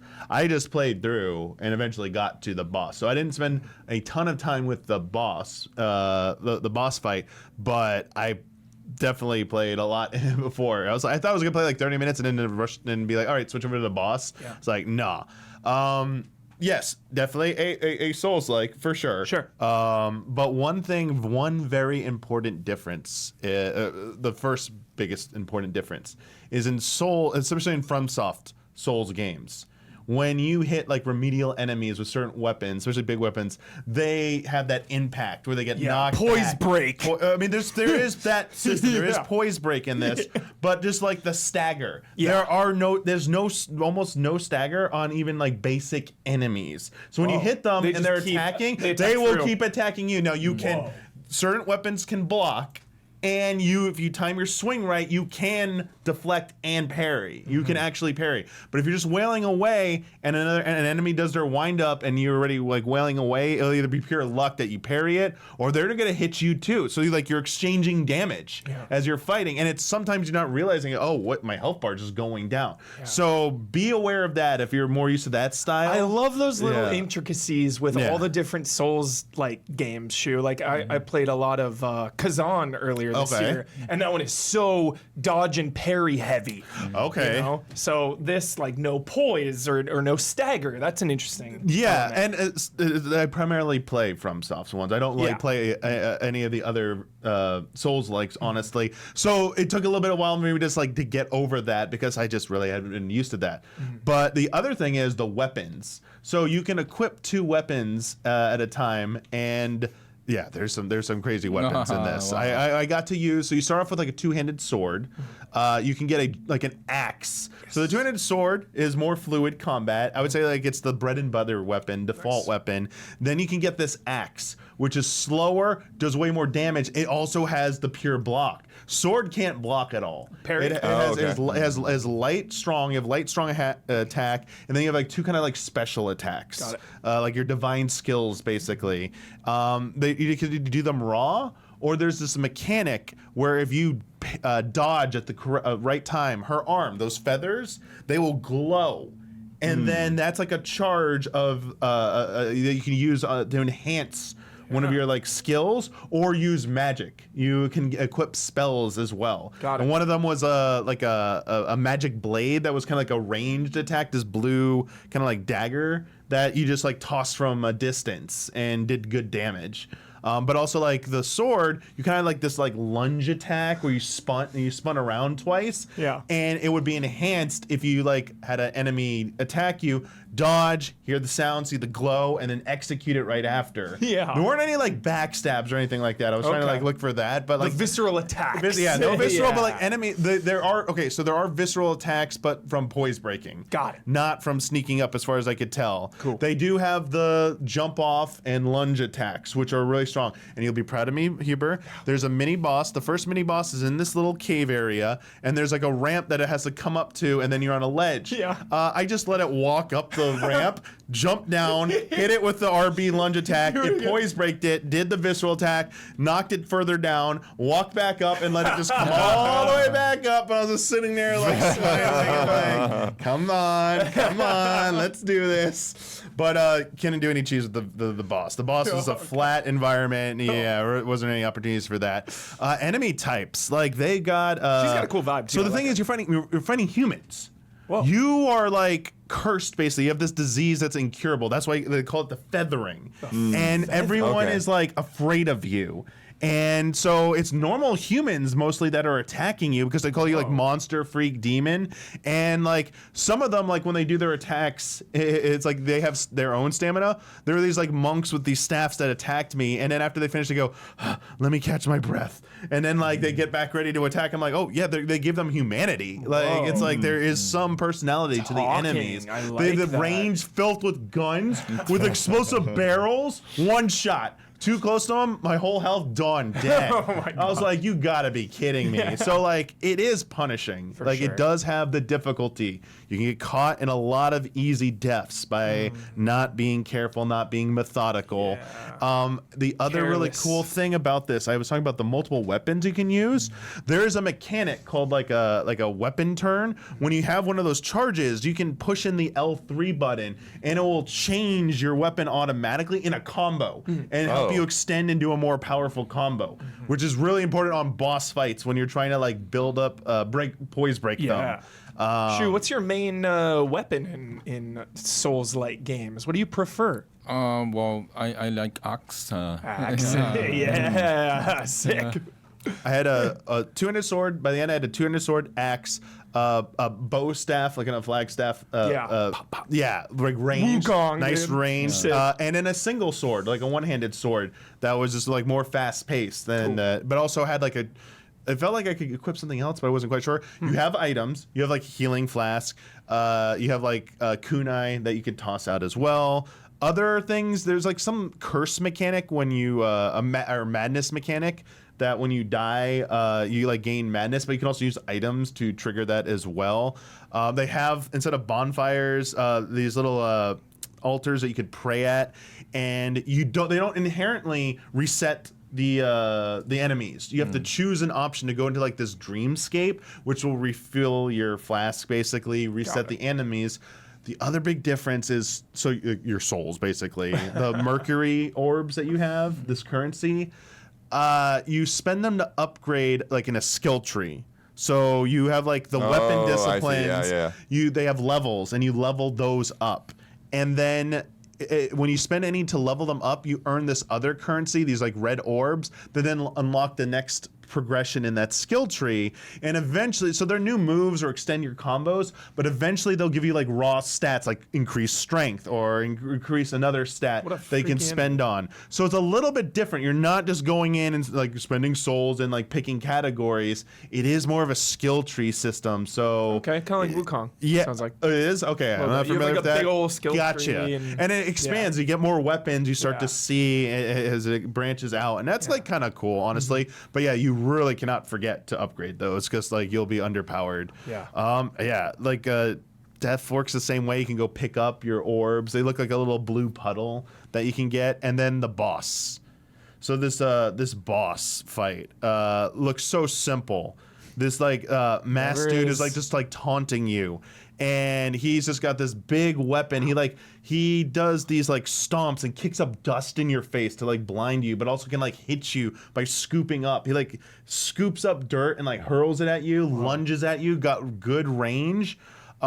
You got to like lots of dodging, but you have your stamina. Like the stamina, you can't just infinite dodge. Obviously, it's very fast paced, but it's deceiving because you feel like, oh, I'm so fluid, I can dodge, but then all of a sudden, like, wait, I can. Oh, you gotta watch that meter under your health meter. Yeah.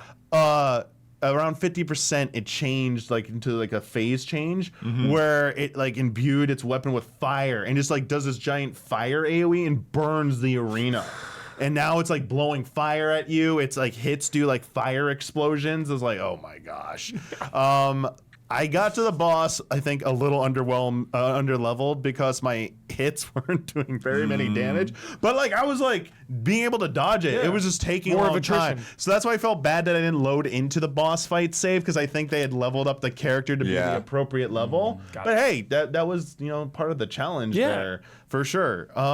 Anything else that you would want to know about like a Souls, like what questions do you have that I didn't have? Like Level design, is it interconnected? Unlocking shortcuts? so yeah, there was one part where I kicked down a ladder to unlock like a ladder shortcut or open a door that now I could go that way. But it seemed like there were like a decent amount of like branching paths, but it did ultimately feel a little bit more linear, I would say, than maybe other Souls like I had played. But like it's a beautiful environment, and it is very good at making you feel like you have a lot of different options because you have all these trees around you. It's like, wait, can I go down this path? And then like you are jumping down these like cliffs and going down the lower paths, and like, is this the right way? Is this not the right way? This boss looks insane. Like I Yeah, think perfect bride Fang Ling, dude. Yeah, I remember when they released Chimera. this. Yeah. This is bananas. Yeah, this boss fight that's been going on is out of control. yeah. My God.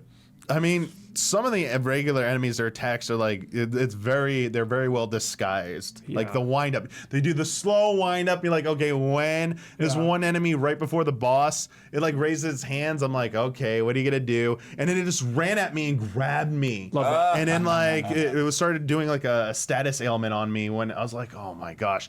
Sometimes like ambushes. I was fighting some human enemies, and then this like smaller, it looked like actually like a demon enemy leaped onto my head from somewhere and was just like wrestling me down while the other enemy was hitting me. I was like, what the heck? Like you get teamed up on.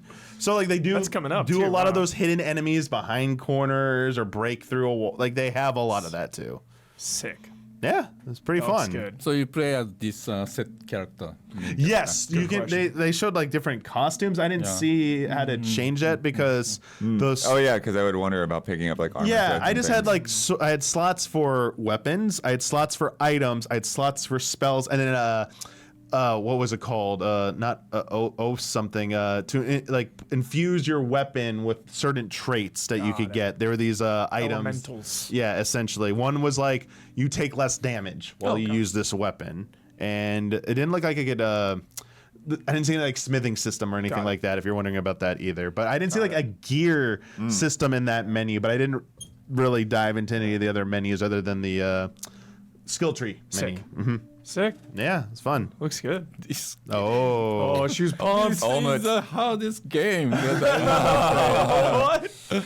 Yeah, I got to check this out. Yeah, so Shu knows what this game's all about. Yeah. Like, I was playing this game and it was incredibly difficult. It's called OMUT. OMUT. O-M-U-T. yeah, O-M-U-T. the port yeah. was next to Reach, so all the End Dreams crew were playing this. Time that almost everyone, was It beating. is. Let me skip to the gameplay because Yeah. it's insane. So yeah, I was. This is the boss I was on. This enemy. This looks sick as hell. And everybody warned me. They were like, this is really, really hard. This is really, really hard. And then I look over my shoulder and Shuhei Yoshida is standing there watching me fight this thing. And I'm like, okay, no pressure. Yeah. But yeah, And every time you die, the number of It deaths tracks you your have, deaths, yeah. It's one of those. Love that. But it restarts so quickly that there's no way you can stop. That is the best. I love when you do that. Yeah, you saw the Celeste. count flow, right? Easily go 30, 50. Yeah. In my session, I got to 100. Oh my gosh. Oh my God. I almost- the pretty game with 999 I lives. almost Go had for it. him. I almost had him. Thankfully, this game doesn't do the thing where, because you push R, I was playing with mouse and keyboard, you push R to restart. Thankfully, this game doesn't let you restart unless you're dead. Because there were definitely a couple of Nice. times where my left hand just did it automatically, and I would have restarted Did a while lot of still me, boy. alive. Yeah. Shu, did you get to play this one? Yeah, I played and I counted over 50 deaths and I stopped Nice. playing. Yeah. Yeah, did you beat this thing? Because I didn't. This No, thing I is. didn't beat Oh this. my yeah. gosh. This thing's a menace. I So feel like I only almost had one it. person in the whole End Dream crew beat this. Oh, wow. Moly. I would have had it, If I had kept going another like 5 minutes, I think I would have gotten it. But it was You said that so at 20. hard. Yeah. You're like, I can do it. Well, that's the thing. 50 deaths. It's one of What those games. the- It's one of those games where you can feel. You're like, okay, Ran I know I away? can do this. Right. Yeah, the whole game is like a nightmarish. Yeah. Yeah, really nice mood, kinda. Yeah. Can I play this right now? No, Do you we kind have of this? dodge perfectly under it. That's Let me check. I need this. I need this in Kind my of life. comedic So too. It's kind of frustrating. comedic. You can just go, and because this game is so hard, people leave. Oh yeah. You can play it. And play. Yeah. Perfect. Walk up. Everyone's like, nah, I'm done with this. 100 deaths later. Yeah, it was. Oh, they're dashing so too late. intense. See, that's what they're doing on the second one. They're What's it dashing- called? OMUT. OMUT. OMUT, all caps. OMUT. And it has like, it has like kind of a dark sense of Why was that humor. wrong? There was like a I don't know, some kind of weird demon or something that was like helping you, and it kept saying its full name, and then the music would go like ba-da or something. Yeah, it was okay. I guess there is a demo. Yeah, so there's a demo on Steam. Thanks, chat. Oh, okay. 17 bosses. It's basically mostly a boss rush game. Cool. Yeah, this game I'm is in. insane. 10 out of 10 in. Cannot wait. Stop where you stand. Yeah, Oh my it's goodness. crazy. Very Yeah, some cool. ghost was trying to like tell me something, and I just shot it, and it's like, you're gonna regret that, and I was like, okay. Dude, this like open What? There's a open map? world. Yeah, what? This overworld. Wow, that's cool. I didn't see Choose that. boss you go to. Cool. Oh, that's what I was thinking. I This was is a like, fish. I was getting Cuphead vibes of just like because you die when you die in Cuphead, you're just right back This in. is Yeah. You're right very back in. Cuphead-like. Yeah. Yeah, for sure. With boss rush, absolutely. So cool. Oh my goodness. Sorry, keep hitting the mic. Yeah. Anyway. Yeah, Yeah, Oh, very cool. definitely one of my most anticipated now. Thank you. Right there as well was Pathfinder Abomination Vaults. Yeah. Let me see. Where do I have that? Right here. Ba ba ba. Yeah. So yeah, this one is really cool. It's like if you played old action RPGs in like Gauntlet. the late Yeah, it looks like 90s, Gauntlet, maybe a little bit of like Icewind Dale, or like Is it multiplayer or these NPCs? both. So you can play with 4 players. Drop in, drop out. They emphasized that. They were like, hey, we want to make it like very immediate, very like, hey, your friend just like, your friend walks into the house and you're like, hey, pick up a controller. Okay. You know, you drop in, drop This is out. suddenly making me a lot more interested than I thought would I'm be. way hyped. Yeah, Yeah. no, this game Yeah, is if they're not pretty gonna make another sick. Gauntlet, like then here we go. And exactly. it's a smaller team, you know, so they don't have an infinite budget or anything. But I think that they're doing a lot with their scale. You know, that what they're able to achieve is really high here. They're using Unreal. I like the graphical style. The characters have almost like a I don't know. It feels very evocative of the graphic styles of that era, while still looking and feeling modern. I was like, I don't know how to articulate it. It felt like your Felt old memories, but new. Yeah, it felt like your memories of those games. Yeah. You know? Yeah, I'm definitely getting like old Diablo vibes. It's for sure. great, yeah, it's really great. And then the really cool stuff about it was, I mean, it's based on a Pathfinder campaign called Abomination Vaults, which they were saying has like a really cool story. So it's got that. It emphasizes, Huber, you'll like this. It emphasizes like kind of combo moves. Great. So like if one player, like I was playing the barbarian. That's awkward. I know. the girl with the big sword. I was Who playing- are you? It's just who they handed me. She was very fast. Everyone was very, very fast. So it Okay, was sick, okay. sick, sick, sick. But she had like a smash the ground move. Yeah. And then if anyone else did their special move, like their heavy attack in that area, it powered their move up. Oh, I love like, that synergy stuff. It's yeah. great. And the wizard did a thing where it's like a fire, like a path of fire on the ground. And if I did Rad. my spin and win in it, it created fire tornadoes that went all Nice. over the map. That is excellent. And they were saying they want to create even more kind of synergies like that. Very. And you can get like 5 or 6 new weapons for every character, and it changes their playstyle a little bit. They were saying you can spec the healer who's in the back line there, the kind of gold color one. They were saying that you could spec them to be more of like a frontline tank or like a fire wizard. So it sounds like there's a good range of variable playstyles per character in there. And yeah, it was really cool, and the devs were really jazzed about it, and they got me really hyped on it, and I really enjoyed playing it. Was it levels? The demo I played, it started and it said like chapter 8 or something like that. Okay. This was the level I played, the Yeah. B-roll we're seeing right now. Cool. So yeah, this is, I mean, it's not literally my footage. Yeah. I mean, unless they were filming it or recording it and didn't tell me, but it, and there were cool level interactivity. Like you've seen these boulders that you can push, and if your teammates push together, it's faster. But there's an area that's poisoned, and if you go up to these mushrooms, and you need 2 team members to activate the mushrooms, it unfurls kind of like a flower and makes an area of effect that is not poisoned. And so you kind of have to run between these mushrooms, which was really neat. And they were trying to emphasize that as well, like interactivity with the levels. Everybody running together is really fun. Like through those hazards. And they also emphasized that the NPCs, if you're playing solo or just with 2 or 3 people instead of all 4, an NPC will fill in for you on that character. And they said they actually had to make the NPCs worse because they were doing too well. they were like too smart and too effective.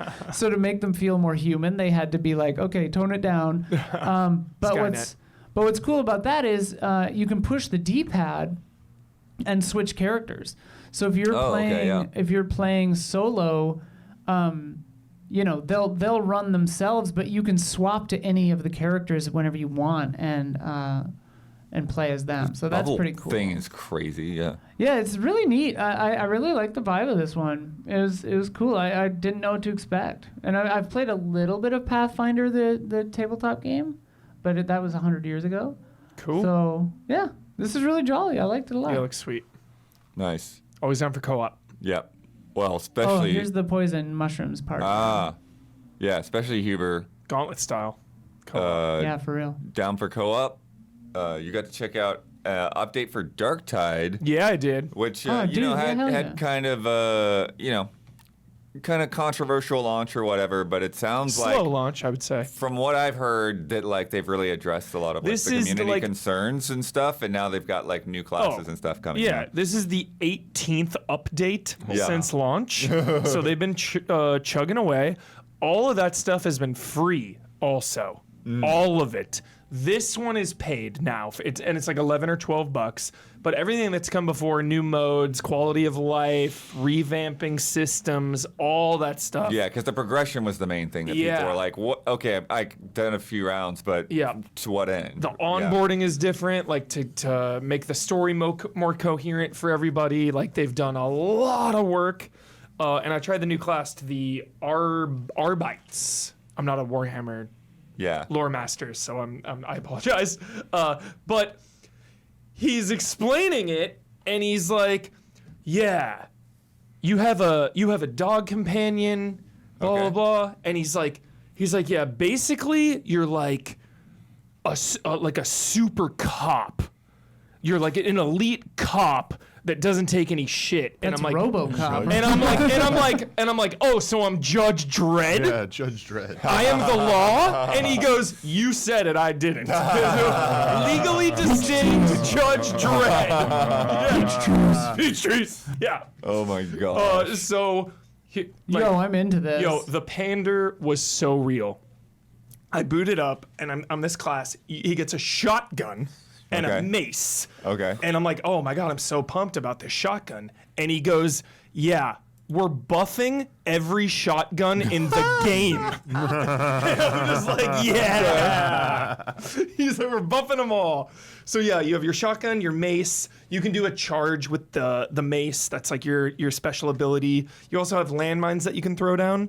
There's this huge skill tree, and you can spec kind of the moves you want. They all have different trade-offs. So there's like grenades or landmines. They all do different things, and it's pretty much what you prefer. And then you have your dog companion, and you can like sick your dog on enemies because you have a shotgun, so your range is pretty weak. So if somebody's like pestering you in the distance, some range filth, you're just like, "Get him."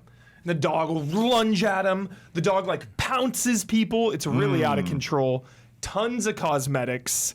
The dog can look like really cybernetic, like Wolfenstein vibes, or have some more like fur and look a little more dog-like. Yeah, that's like Wolfenstein-esque right there. Huber, I gotta hop back in. the press release on this just like confirms like all of everything that you perceived. Yeah. like judgment is coming to Darktide. Okay. They pursue heretics and traitors with relentless precision. Just straight up, just straight. Yeah. Cyber Mastiff is what they call the dog. And they say it's about crowd control, suppressing fire, and all of that. Yeah. Yeah. Exact punishment with extreme prejudice. That is so dread, dude. Oh my god. Managing the shotgun ammo supply was tough because reloading takes a while. So you really got to watch out, like using your shotgun, changing to your mace. You know, you have your heavy charge attack with it. So yeah, I feel like this is the exact time to hop back in if you haven't played Darktide in a while. Or if you've never played it, then great. Right. It's a great time. Game is better than it's ever been. Nice. So, Shu, what do you feel about horror games? Because we're gonna get into some Blumhouse craziness. Yeah, I wanted to try Blumhouse games, but I didn't have chance to. So I wanna know. Yeah. So like last year's Blumhouse game. Yeah. The Fear the Spotlight. Yeah. I love that Fear the game. Spotlight's so good. Yeah. Yeah. So the one that we can talk about today is Crisol, Theater of Idols. Crisol, yeah. Yes. Sleeper. This game is sick. We've got a sleeper on our hands, everybody. All right. This game is sick. Yeah, it's like BioShock meets Resident Evil meets Oh. Spanish like religious iconography. Very cool. Survival horror pace. Survival horror, emphasis on the survival. Your bullets are your blood. Okay. Health. You have to use You health use to refill your own pistol. health with an amazing animation for Yeah, each the weapon. blood, The pistol injects a bunch of little like daggers into the palm of your hand and fills itself with your blood. The shotgun, you crack open and jam your palm onto the where the bullets would be. Yeah, there's the pistol. And the enemies are like these reliquary like mannequins, and they're made out of wood and porcelain and stuff. Oh yeah, I see it. And depending on where you shoot them, Their heads pop off they and they'll keep walking. trucking.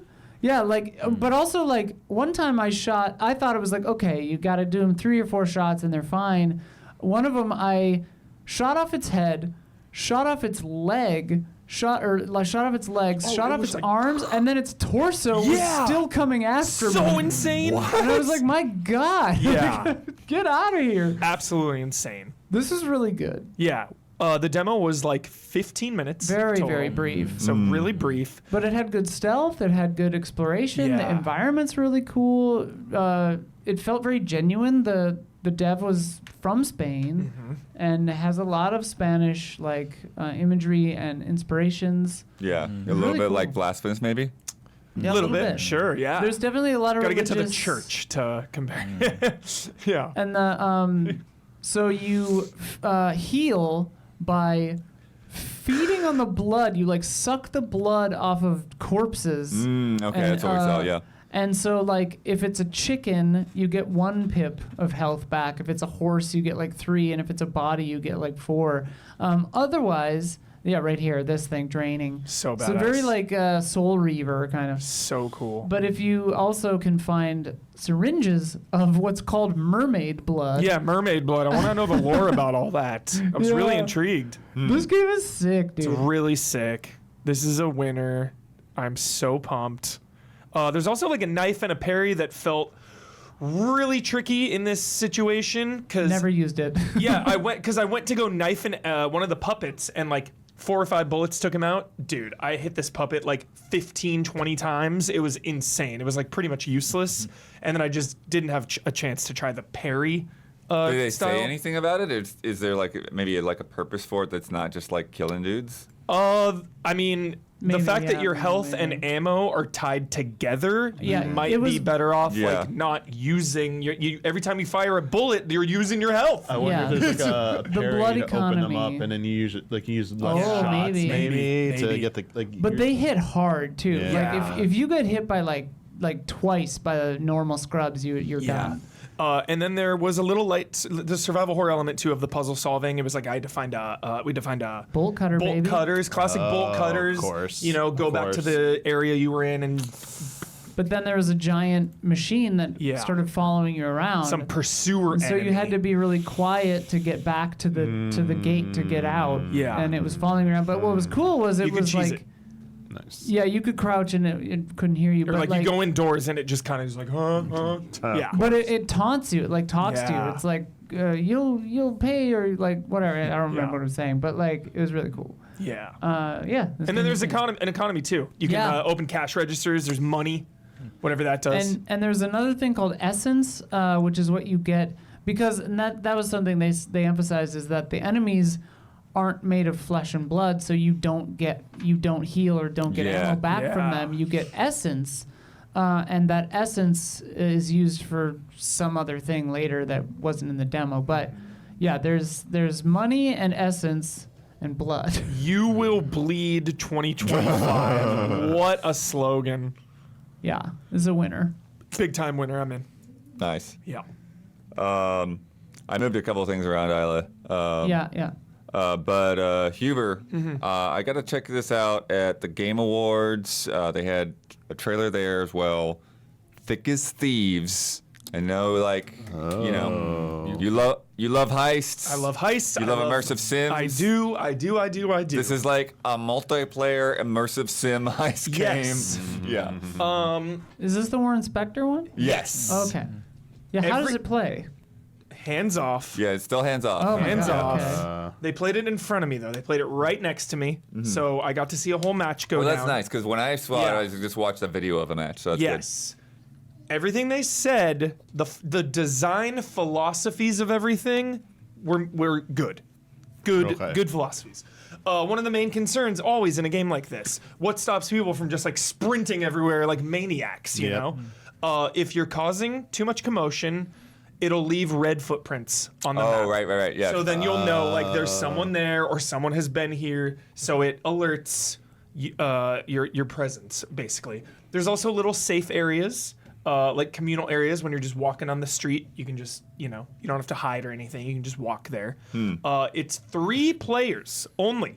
Oh, okay. 3 players, everyone for themselves. Total? Total. Oh. No okay. teams. Oh. 3 people. 1 map for now. They said there's going to be more than 1 map, but it's a really intricate, detailed Oh, map. yeah, no, the map that is has- insane. Yeah, the map. It's interesting that they didn't, or maybe they did say it was only 3 player, but like that Yeah. that's kind of the missing link for me to understand how this game could possibly work. Absolutely. Yeah. Yeah, no, I think I knew that before, but it's been a minute. Yeah. So 3 people, 3 different classes as well, all geared towards different things. There's like the chameleon who can disguise themselves as someone else. Yeah. It's really cool because if you disguise yourself as someone else, like an NPC, there'll be just little alterations. You know, maybe they'll be wearing a different hat, or they'll have a different, they'll have a lantern or not. Just a little different looking. Also, if say you've disguised yourself as a street guard and you're inside, Oh yeah. the NPCs are gonna notice. They're gonna be like, "What are you doing in here? What's going on?" There's also a lady with a grappling hook. She seemed like the mobility character, just really zippy. Yeah. And then I didn't really get to see the combat character. There was like a lady that's a little Okay. more combat heavy. She can revive. Yeah, she just grappled up there. But yeah. the basic format, the basic match flow is you start out in your really freaking cozy safe house. That's how the map starts. You're in your safe house. You have like a board on the wall. You have your map, and you can like kind of just get a lay of the land. But then you have to go to basically like a phone booth. It's like a telegram booth, and the Thieves Guild will give you your mission for the match. It'll be like, "Yo, we need this. Go steal this." And that's your primary objective. Everyone is going to be competing for that main item. There's also, though, secondary objectives that you can do instead. You could play a whole match and not even go for the main objective. You can go steal other valuables. And the valuables give you meta progression, gives you gold, gives you rep, gold and rep, Thieves Guild rep.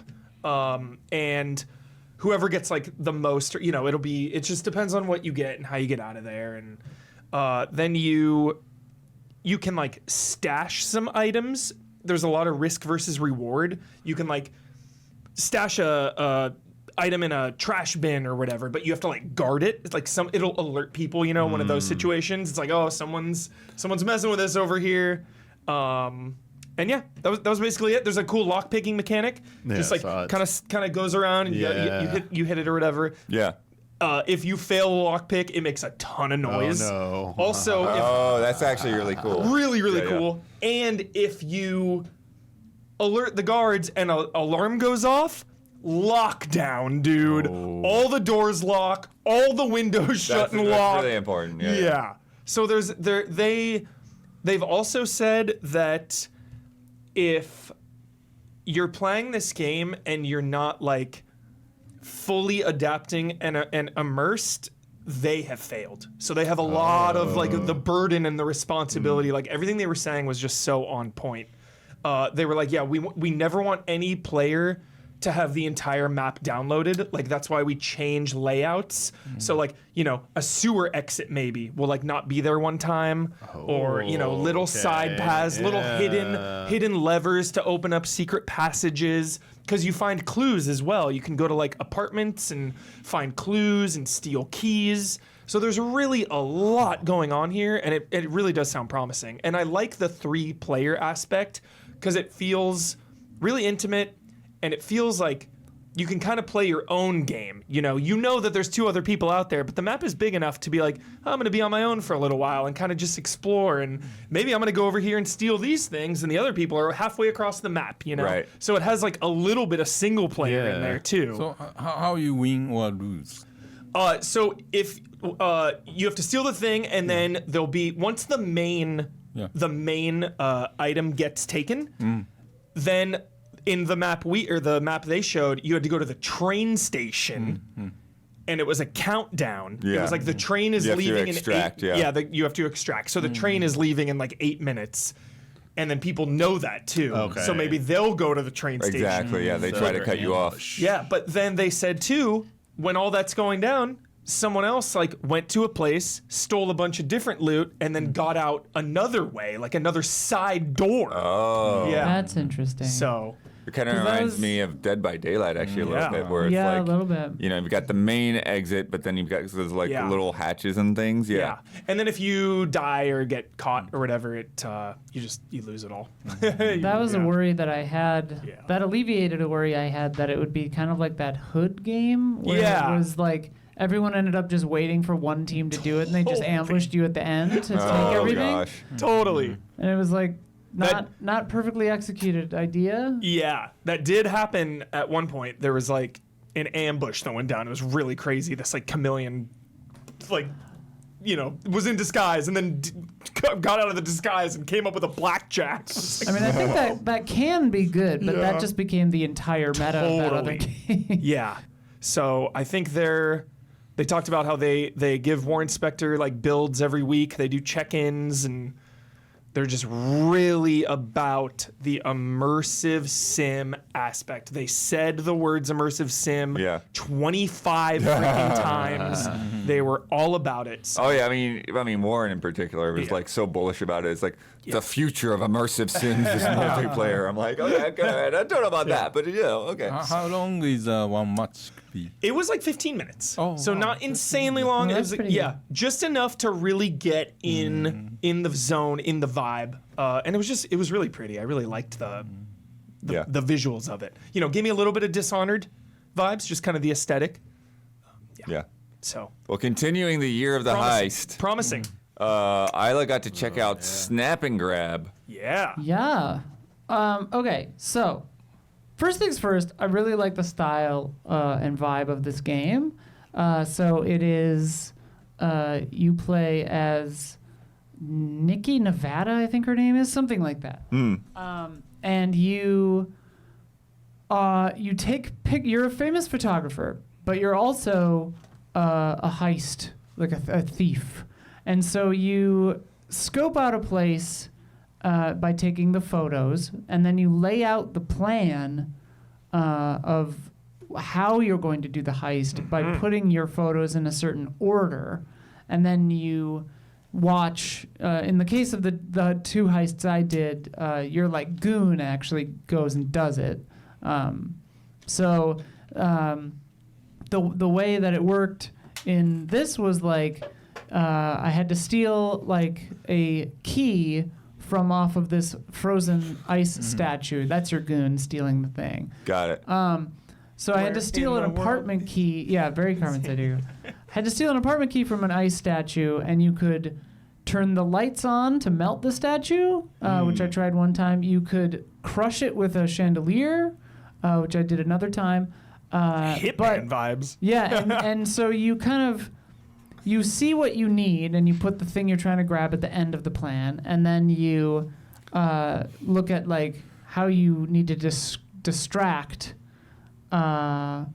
And you put that toward the beginning of the plan, and then you try it, and if you fail, like if you hit a snag, you have to adjust the plan. So you kind of just add a thing to the plan. So like, okay. You'll have to like. So it's not, you don't have to like repeat a lot of stuff. No, and it doesn't like, you don't have to redo the whole thing or anything. But so like you'll end up being like, okay, so that security guard caught me. I like have to. how she distracted them with like a bunch of corgis just going. Well, crazy. right, yeah. So you're like, okay, that security guard caught me, so I need to distract them by either like, singing bad karaoke in the other room, and they go and see that. Or like you throw a hot dog on their outfit, so they have to run and change. There was one guy who's very vain, and so you had to destroy the ice statue of him, and you had to get him away from looking at the ice statue of himself by telling him that the ice statue had an imperfection, and so he ran away to go yell at the ice statue sculpture guy. So the theory of this is very good, and there, most of the bones were there. I would say like. I think it was maybe a little early in development to be showing it at an event like this. Maybe there were a few pretty rough around the edges kind of moments. There were a lot of like voice lines that weren't in there, a lot of voice lip sync that wasn't in there yet. There were a few times where animations wouldn't play, like the distraction with the karaoke. It would just kind of like was nothing, and it would just sit on the photo for a second and then move to the next thing. But they're not targeting coming out this year. It's 2026 or whatever. So it's like they've got plenty of time to fix it. It was a little surprising in a vertical slice to see, it was kind of that early in a few of these areas. But that said, like I don't want that to take away from the overall idea of this, because I think that the idea is really solid and the gameplay loop was satisfying. I think there were a few moments where you were like, okay, what's the logic of how I'm going to distract this guard or whatever, but it's like also kind of tongue-in-cheek and silly. So the vibe of this was really good. I really liked it, and I think it has a lot of potential, and I'm confident that they will land the plane before release, and this will be a really cool game when it comes out. Is this a single player game? Yeah. So you play the main character and all the others are AI team members? Yeah, so you play her, the one with the camera, and then you sort of lay out the plan, and then your team executes the plan. Yeah. You kind of see it in a cutscene, so it's like the photographs sort of, it shows them kind of go into motion, and like you see what happens, and it was kind of interesting because the story was being told as a flashback. So she was talking to the detective, and the detective was like, "Hey, what do you know about this crystal skull that went missing?" And the main girl was that's the detective in the tan suit, the girl back there. And your character's like, I don't know what you're talking about, but I mean, I was at this party, and like, it could have happened like this, and then like you play the heist, but then your character's like, but yeah, I don't know anything about that. And then she's like, well, then why is the crystal skull right here? And then you're like, oh, I don't know, that must have just come with the apartment. Like she's just sitting right next to it, So it's a funny game. It's really cool. I liked it. Awesome. Nice. All right, let's get Don back in here for the finale. We got 3 more. Nice. more. How's everybody holding up? Doing all right? Good energy? Oh, yeah. Having fun? No, I'll swap out. Okay. All right, let's see. This one's B-roll. Okay. All right. Dude. Sophia got to play this one too. She was really excited about Oh it. my gosh, it's so jolly. Looks insane. All right, we ready to talk about Lose real quick? Yeah. Sick. So yeah, they had a demo of this previously that I had played of Lose Lagoon. I was immediately into this when I saw the trailer. You know, just vibrant, colorful, cartoon graphics. You're set in this archipelago of islands, okay? The series of islands, each one has its own sort of different biome and stuff like that. So in the demo previously, I had gotten to do a few missions and then it cut off before we got to this main hub city, the central island, Lose Lagoon Island, okay? The titular Lou. And, anyway, so this one starts off right here. Now we're in the city. We get to see what it's like, and as you can see, Obsessed with the city. awesome little This city is Mario design. Odyssey levels of like this city. I'll give you that. I'll give you that. No, it's a go. really nice little design. The sort of terraced sort of levels, like built on top of each other. All the creatures and people, you know, entities, whatever you want to call them, that live in this entity world. TM. Occupy this world are like these sort of magical mixtures of creatures. So there's like, you know, humanoid type, you know, creatures you interact with, but then there's like animals also, which are also like magical creatures, sort of mixtures, hybrids. Anyway, you go on a series of missions. It's sort of adventure, platforming, 3D. You travel between the islands on this Rescue Rangers style pontoon plane. I don't know what you call it, that kind of plane. That lands in the Tailspin, Rescue Tailspin. That's what I was thinking of. Ranger. Tailspin. Yeah, yeah, I was thinking Rescue Rangers. Tailspin. You ever see Tailspin, Shu? That cartoon? No. It's a cartoon from the late 80s. Who knows? But anyway, you have this water pontoon plane in there. Baloo and all that. But, anyway, here we are now, this tropical wonderland. Look how beautiful this world is. Yeah, just this is what attracted me to the game in the Video first games. place. Yeah, just love this world. So you have this special kind of gun where you get to break down resources or resources from creatures. You're not hurting them. They made it very clear, okay? Yeah. But we're getting different resources from creatures so we can construct things around the island and also repair stuff and everything. There's like crafting element to it and So wait, construction. do we build that town we were just in? Are we adding on buildings to that town? Not that I know of that town specifically. Okay. However, there's a build mode. As you see in the bottom left, if you press the right D-pad, it enters build mode, and you can just do that anywhere. Cool. And Build mode looked crazy. it's kind of crazy. You can just start building modular buildings, like chunk by chunk with different designs, and then you fill them up with decorations and appliances, electronics, all kinds of stuff. And there's not really a point to it other than like fun and the flair, the visual flair and stuff, which I thought was really kind of cool. So here in this mission, the demo. This guy's awesome. That's what I mean. How you're getting these kind of Lobster the lobster. Yeah, so he needed some help fixing this radio tower. So on this mission for SGF, you had to go to these couple different islands, reconstruct the radio towers using resources to open up the lines of communication again.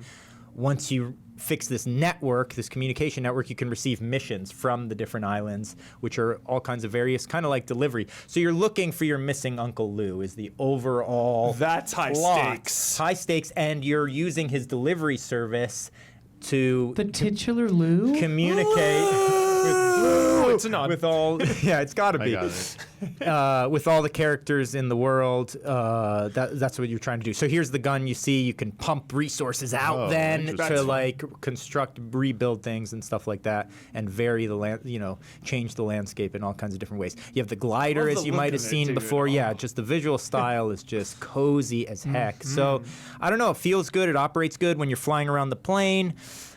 Not just to navigate between the islands, but they have little like ring challenges, various objects you can like interact with, stuff you can do up in the sky, nice little clouds to explore. I got lost in the clouds for a little bit. Even the dev hadn't seen that before. He didn't know Skyward he didn't know what was going on. He said, "What the heck? The rings disappeared. I'd never seen this before." But I was like lost in the clouds. It was really cool.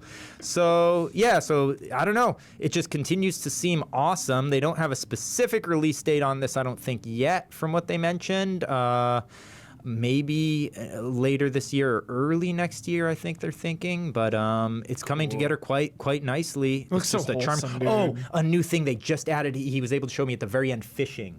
There's a fishing element too. So yeah, you have building, fishing, Love fishing.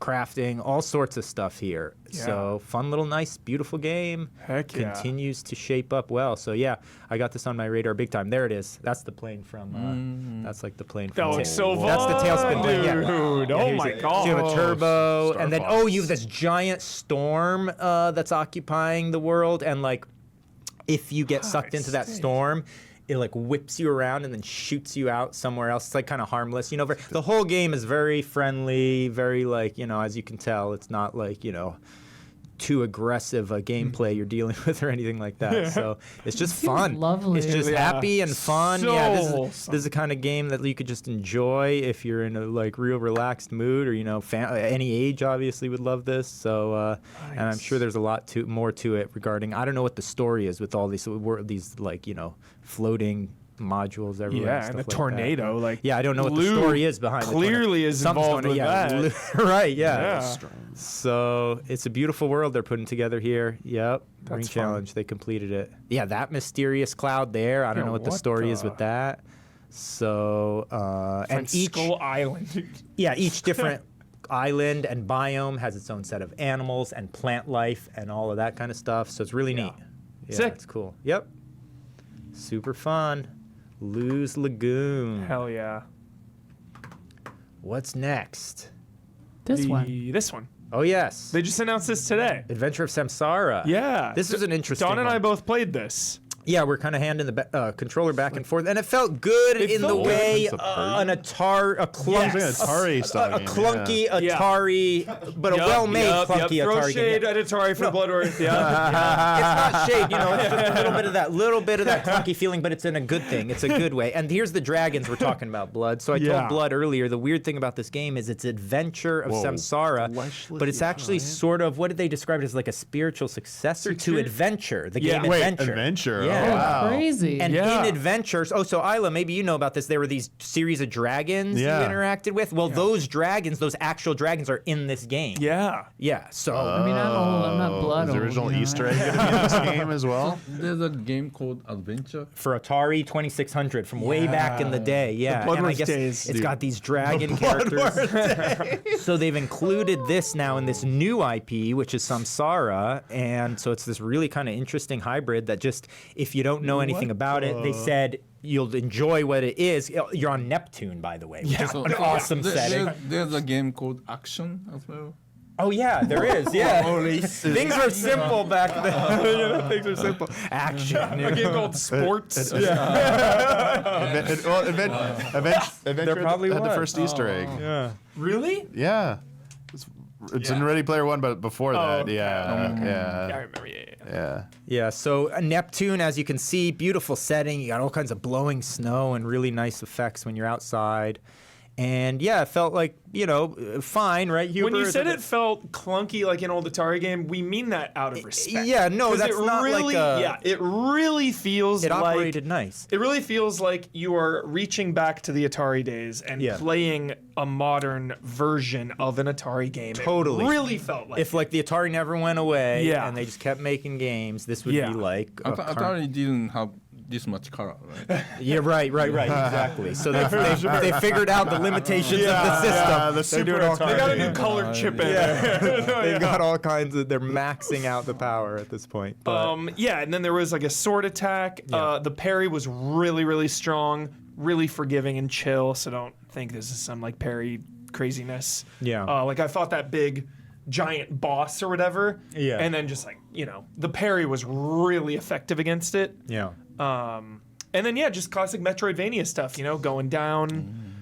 Total Metroidvania. Like yep. cutting chains to open up Yep. you know, different paths. They said it's not a Souls-like at all, Right. but they compared the storytelling to a Souls game. Yeah, they said it had elements that are Elements similar. of that. The characters are you know, speaking in lore, being kind of cryptic. little campfire kind of Yeah. saves that you. Yeah. So. Yeah, Yep. if you're into that Atari vibe, dude, absolutely winner. Nice. Atari keeps cranking out these really interesting Here we go. modern versions. Is this adventure? Yes, this is adventure. Oh, this Your is- little Yeah. here's a pixel. Here we go. Ready? Watch this. Your little So pixel. crazy, dude. Yeah. And this was like amazing. Graphics. Look at this graphical powerhouse. Crimson Desert. Crimson Desert's on. I mean, this is the. They got Crimson Desert on their heels. It's a precursor. Legend of Zelda. The screen it doesn't screen scroll, but like it does. That's So Zelda you 1. Yeah. used to use this console connected to TV or? Oh yes, yes. And it had the. You ever Blood seen had the, one. the joystick with There- one button, butter. When he was one button and a 26. joystick and a little. Wow. Adventure. Wow. They take the key back to the beginning, and you can see the first Easter It was egg. pretty So complicated. they I mean, it was slightly improved the graphics. a little bit. Just a bit. Come a little bit. A little better. Yeah. No, I'm glad Isla put this up because it Great, really gives great. you an idea of Yeah. how beautiful Blood that sent me game. the link. Thanks. Blood. Okay, cool. Nice work, Blood. Yeah, we see how far Atari has come. Yeah. So cool. Yeah. So, And then we saw one more in the same booth. We did see one. We didn't more. get to You play it. Oh, we didn't know. Talk about catching us off guard. I didn't know it was. I thought it was a hands-on demo. I didn't know. And we're getting to 10 minutes, and the person's still talking. I'm like, "Let us play. What's going on? What's going on?" But then at some point, I realized, okay, we're not playing this. But nevertheless, Mortal Kombat. the collection is shaping up nicely Digital as well. Eclipse. Digital Eclipse doing it right. I mean, they just keep upping the ante on each one of these historical sort of. We're talking about it. It's like they've invented a new genre, right, Shu? Where they're putting in all this historical context from like advertising. They do their own documentary so they're including footage and interviews. Over 25 interviews. And they say with this one, it's the biggest they've ever done, Blood, including Atari 50. Okay, so they've done a huge production and gathering all kinds of lost, from the archives and stuff like that, putting it all in there side by side with the games, so you can get all This the is the game context. inspired Naughty Dog, right? At the beginning. Mortal Kombat. Oh, well, taking the photo of people doing the action. Oh, the They- digitizing. And the a lot of the makers of this did the Grounded Naughty Dog documentary. Like same kind of crew there. Yeah. Yeah, so they talked about all of that history that went into it, and then they wouldn't reveal. Obviously, Huber and I were trying to get a little bit of. We're trying to get. I was like, I'm only gonna pump you for one question. Shaolin monks, where is it? They were like, well, I can't talk about it. We were trying to get. But then some this information. other dude, Yeah. inside baseball. Seriously, Yeah. I was like, Shaolin monks, blah blah blah. One of the Someone other gave you a devs. look? One of the other devs came out of the shadows, smiling.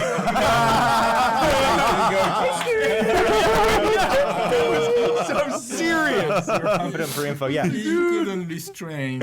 No, you could tell though. We were talking about that. They're like, we need to take care of one little era of MK at a time. So it was clear they've got a game plan here. They're gonna move forward through the other.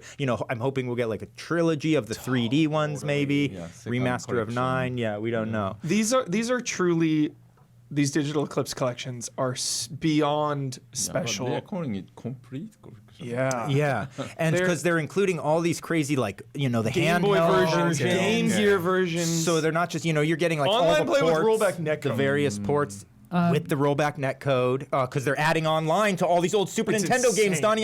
You can play Serenus Online. Yeah, it's Super Nintendo Mortal Kombat Online with rollback I want to netcode. know who's challenging Huber online to Game Boy Mortal Kombat. I had that. I had the Game Gear one too. The little sprite palette, they hold up. Online Game Gear battles, They have the dude. Switch one as well. They got the look. Damiani Switch 2 logo. Switch 2 logo. Switch to. Yeah, so that was To what Shuhei was saying. Yeah.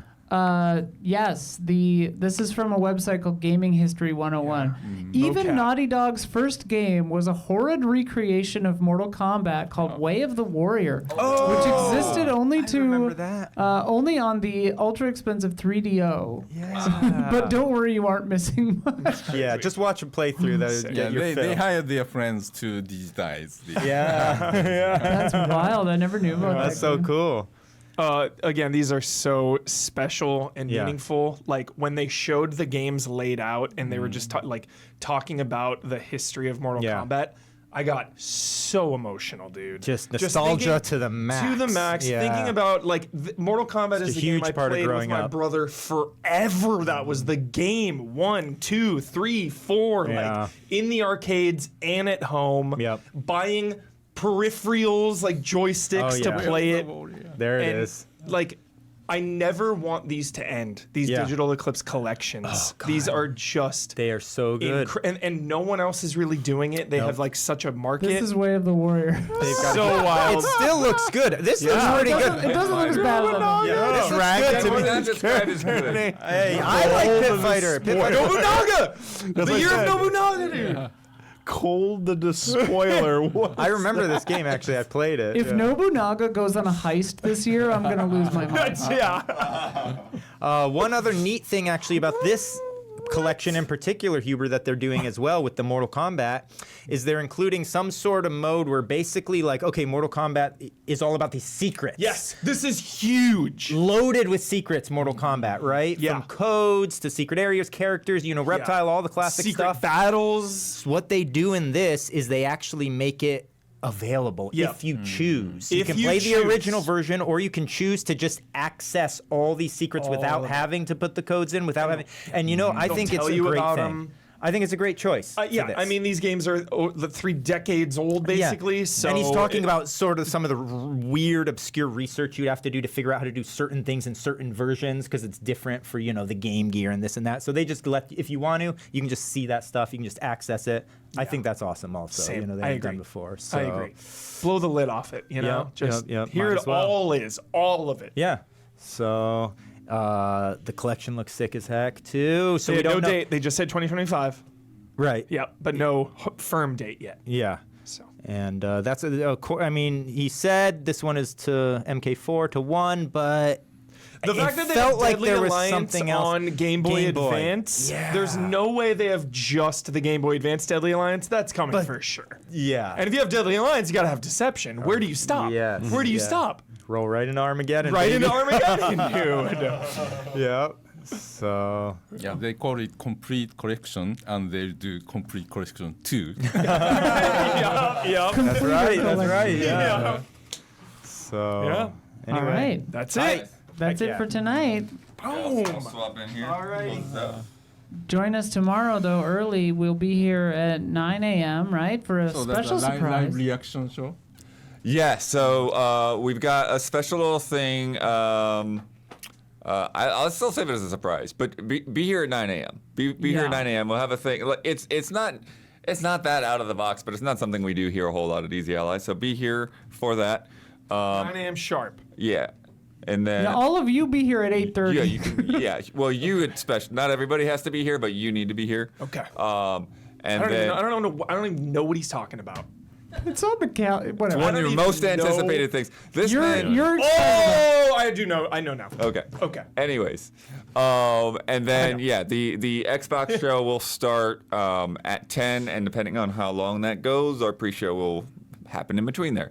And then towards the end of Xbox, some of us will have to get back to the show floor, but then Isla and Don and Sophia will be covering PC Gaming Show.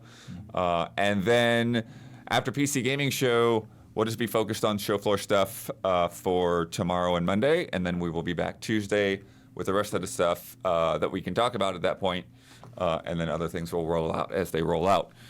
Shu, thank you so much for thank you. joining us tonight. Dude. I'm so disappointed there's no love and respect. But other than Oh yeah, I was other gonna than no, we're gonna do yeah. it. We're gonna do Oh it. yeah, let's do it. Yeah. Can chat give us a question? Give us a question. Make it official.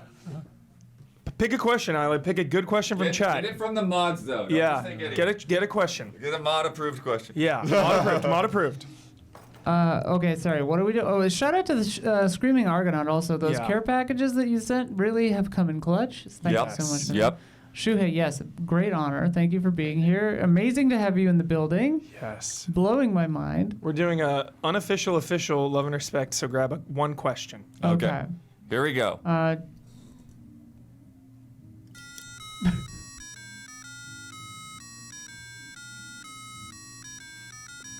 Love and respect. I didn't hear this, remotely. That's me every week. I wasn't gonna pull a question, but if we've got one, If you got one. Shuhei, what is your favorite video game food? Great. Favorite question. food in a video game? That is so great. Video game food? Food, yeah. Food. Video game food. That's an interpretation. That's easy. That's easy. Mushroom. Great pick. I immediately went to Yakuza. Or Monster Hunter. Monster Hunter's got great. yeah, good one. Yeah, agree. Yeah. Excellent. Thank you. Thank you so much, Shu. Thank you. We will see you Yeah. 9 a.m. Pacific time sharp.